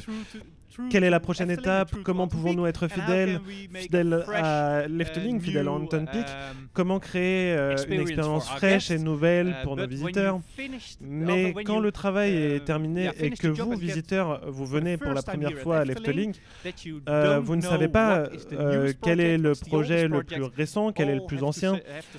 Tous doivent avoir la même saveur et c'est comme un seul livre de contes dans lequel on entre. Et c'est l'objectif principal, toujours l'objectif principal, que ce soit un seul livre avec différents chapitres, que la première fois que vous veniez ici, vous ne deviniez pas ce qui est nouveau et ce qui est ancien. C'est ça l'objectif, et quand l'objectif est atteint, c'est parfait pour moi. Ouais, vous l'avez bien dit, c'est ce que nous ressentons à chaque visite du parc. Il y a toujours quelque chose de nouveau, mais on a l'impression que ça a toujours été là, ça s'harmonise parfaitement. Ce matin, en traversant le restaurant à notre arrivée, c'est tout neuf, mais avec un air à la fois moderne et intemporel. C'est très élégant sans être impressionnant. Est-ce qu'il y a d'autres sources d'inspiration que vous puisez à travers le monde pour offrir de telles expériences à vos invités ici? Je regarde toujours là où c'est construit, car je pense que c'est un endroit très spécial. Vous venez de France, hein. Moi aussi, je regarde ce qui fonctionne à Paris, par exemple, à cause de l'échelle. Je pense que ce projet, le théâtre de l'Efteling et l'entrée principale sont à très grande échelle. C'est plus grand que dans le parc Efteling, donc c'est toujours difficile de savoir ce qui fonctionnera pour l'Efteling à cette plus grande échelle. Et alors, c'est bien de regarder dans les autres villes quelle est l'architecture, comment peut-on adapter l'échelle, comment la réduire, comment cela fonctionnera à l'Efteling. Et je pense qu'il est toujours bon de regarder les voisins, comment font-ils, quelle est l'échelle et l'architecture, puis comment les transformer et en combien de chambres, combien d'invités dans l'hôtel. Et ensuite, c'est là que le puzzle commence. Ouais, surtout pour un bâtiment comme celui-ci, parce que c'est la première impression pour les visiteurs. Il semblerait que notre temps soit écoulé. Félicitations encore une fois pour avoir réalisé avec votre équipe un si bel endroit pour vos visiteurs. On est vraiment enthousiaste pour l'avenir de l'Efteling. On attend avec impatience les nouvelles attractions que le parc va offrir. Merci beaucoup.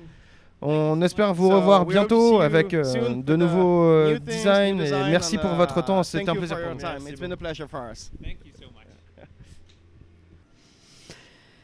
Merci Damien. Franchement, je découvre cet hôtel. Alors là tout à l'heure, en s'installant, on a pu traverser le lobby, on est monté dans les étages, on a pu découvrir le restaurant Mystique qui nous reçoit et je suis d'accord, effectivement, c'est très épuré, c'est très léger. Ça invite à la détente et à la relaxation limite.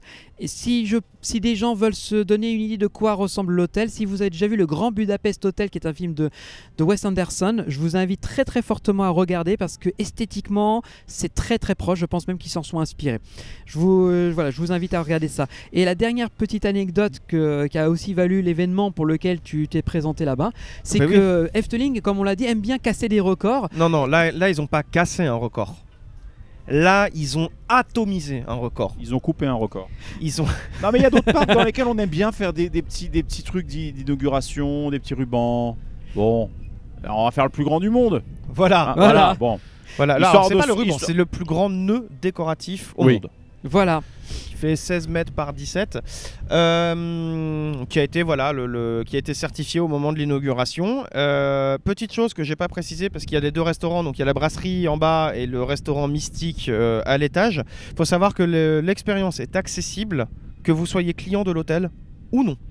Vous pouvez réserver en étant client du parc, ou même si vous souhaitez simplement passer dans le coin, venir dîner au Mystique, profiter de l'atmosphère d'Efteling sans forcément avoir un billet pour le parc, c'est possible. Vous êtes les bienvenus. Alors il faut réserver, il y a forcément des délais. Mais voilà, il est possible de venir prendre un verre, de venir manger un morceau, que ce soit en haut ou en bas, sans être client du parc ou de l'hôtel. Il suffit juste de réserver, on peut venir poser. Les clients du parc et de l'hôtel ont aussi accès à une boutique. Peut-être en parler très très vite. Les clients du parc et de l'hôtel ont accès à une boutique qui est décomposée en deux parties, puisque vous avez la boutique cadeau, je crois, et la boutique Sens, qui est une boutique un peu plus haut de gamme où vous retrouverez des produits, de la vaisselle, tout ce qui est produits cosmétiques utilisés dans l'hôtel qu'on retrouve dans les douches, dans les salles de bain, tout ça, des costumes, enfin voilà, on est sur une boutique un peu plus raffinée, un peu plus soignée. Faut savoir que, faut pas être surpris, il y a des grilles qui séparent les deux parties de la boutique, tout simplement parce que comme les produits qu'on y vend sont un petit peu fragiles et peut-être un petit peu chers, on limite l'accès pour qu'il n'y ait pas trop de monde en simultané, mais les deux boutiques sont accessibles aux visiteurs du parc ou de l'hôtel. Et il y a aussi le café biscuit qui n'est... Alors, l'intérieur n'est accessible qu'aux clients de l'hôtel, mais il y a un petit comptoir de vente à emporter qui donne sur l'extérieur, qui est ouvert à tous. Merci en tout cas Damien. Merci encore aux équipes du parc de nous avoir permis de venir vivre cette inauguration, découvrir l'hôtel, faire des images pour qu'on puisse vous en parler et puis... faire cet historique avec dans un magnifique écran. On reste dans l'esprit classe verte cette année, hein. On bouge. Je trouve aussi effectivement, dans tous les cas, merci en tout cas pour ce riche historique qui, mis à jour, permet d'en arriver à cet hôtel. Le parc est encore sur de belles lancées, il y a des beaux projets qui vont arriver dans les années à venir. On n'a pas vent de tout ce qui est en cours, mais je n'ai aucun doute sur le fait qu'Efteling va encore nous surprendre dans les années à venir. Donc dans tous les cas, on espère que ce double histo bien chargé, bien conseil, bien complet vous a bien rassasié. En tout cas, nous, ça a été un plaisir de les enregistrer, surtout dans des conditions comme celle-ci. Idéal. Et on tenait encore à remercier très chaleureusement les équipes d'Efteling et Kurt de PowerPress PR qui nous a permis de de nous retrouver ici aujourd'hui et qui nous fait confiance. Donc en tous les cas, merci beaucoup. Et on est très impatient de la suite d'Efteling parce qu'encore une fois, c'est un parc qu'on apprécie énormément au sein de l'équipe. C'est notre home park. Si on pouvait y aller toutes les semaines, je pense qu'on irait, clairement. Moi, donc, je suis en train de... Je redécouvre, je continue de découvrir le parc. Je suis en train d'en tomber amoureux, vraiment. Pas plus tard qu'hier, j'ai pris un pass à l'année. En habitant à 500 bornes. Ça y est, j'ai rejoint le club. Voilà, au sein de l'équipe, on est 3 maintenant à avoir le pass. Donc autant vous dire que c'est un investissement ultra rentable. Donc voilà, on est très impatient d'avoir vos retours sur l'hôtel. Si vous avez l'occasion d'y séjourner, si vous avez des feedbacks, on sera très très très content de les lire. Donc n'hésitez pas dans les commentaires. Et si pour le reste, vous avez envie d'en savoir plus, www.puissancepark.fr pour la suite de nos aventures.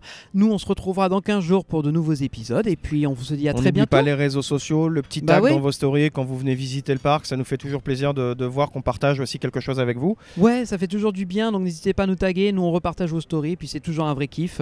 Et vous nous faites vos feedbacks, c'est toujours avec plaisir. Allez, on se dit dans 15 jours, Damien ? Dans 15 jours Benji, dans 15 jours Greg, et puis à la prochaine pour encore plein de surprises. Vous n'êtes pas au bout de Là. Non, il y a plein de choses qui arrivent. Là, on a passé une vitesse sur Puissance Park. Allez, à très vite. À la ciao, prochaine, bye bye. salut, portez-vous bien.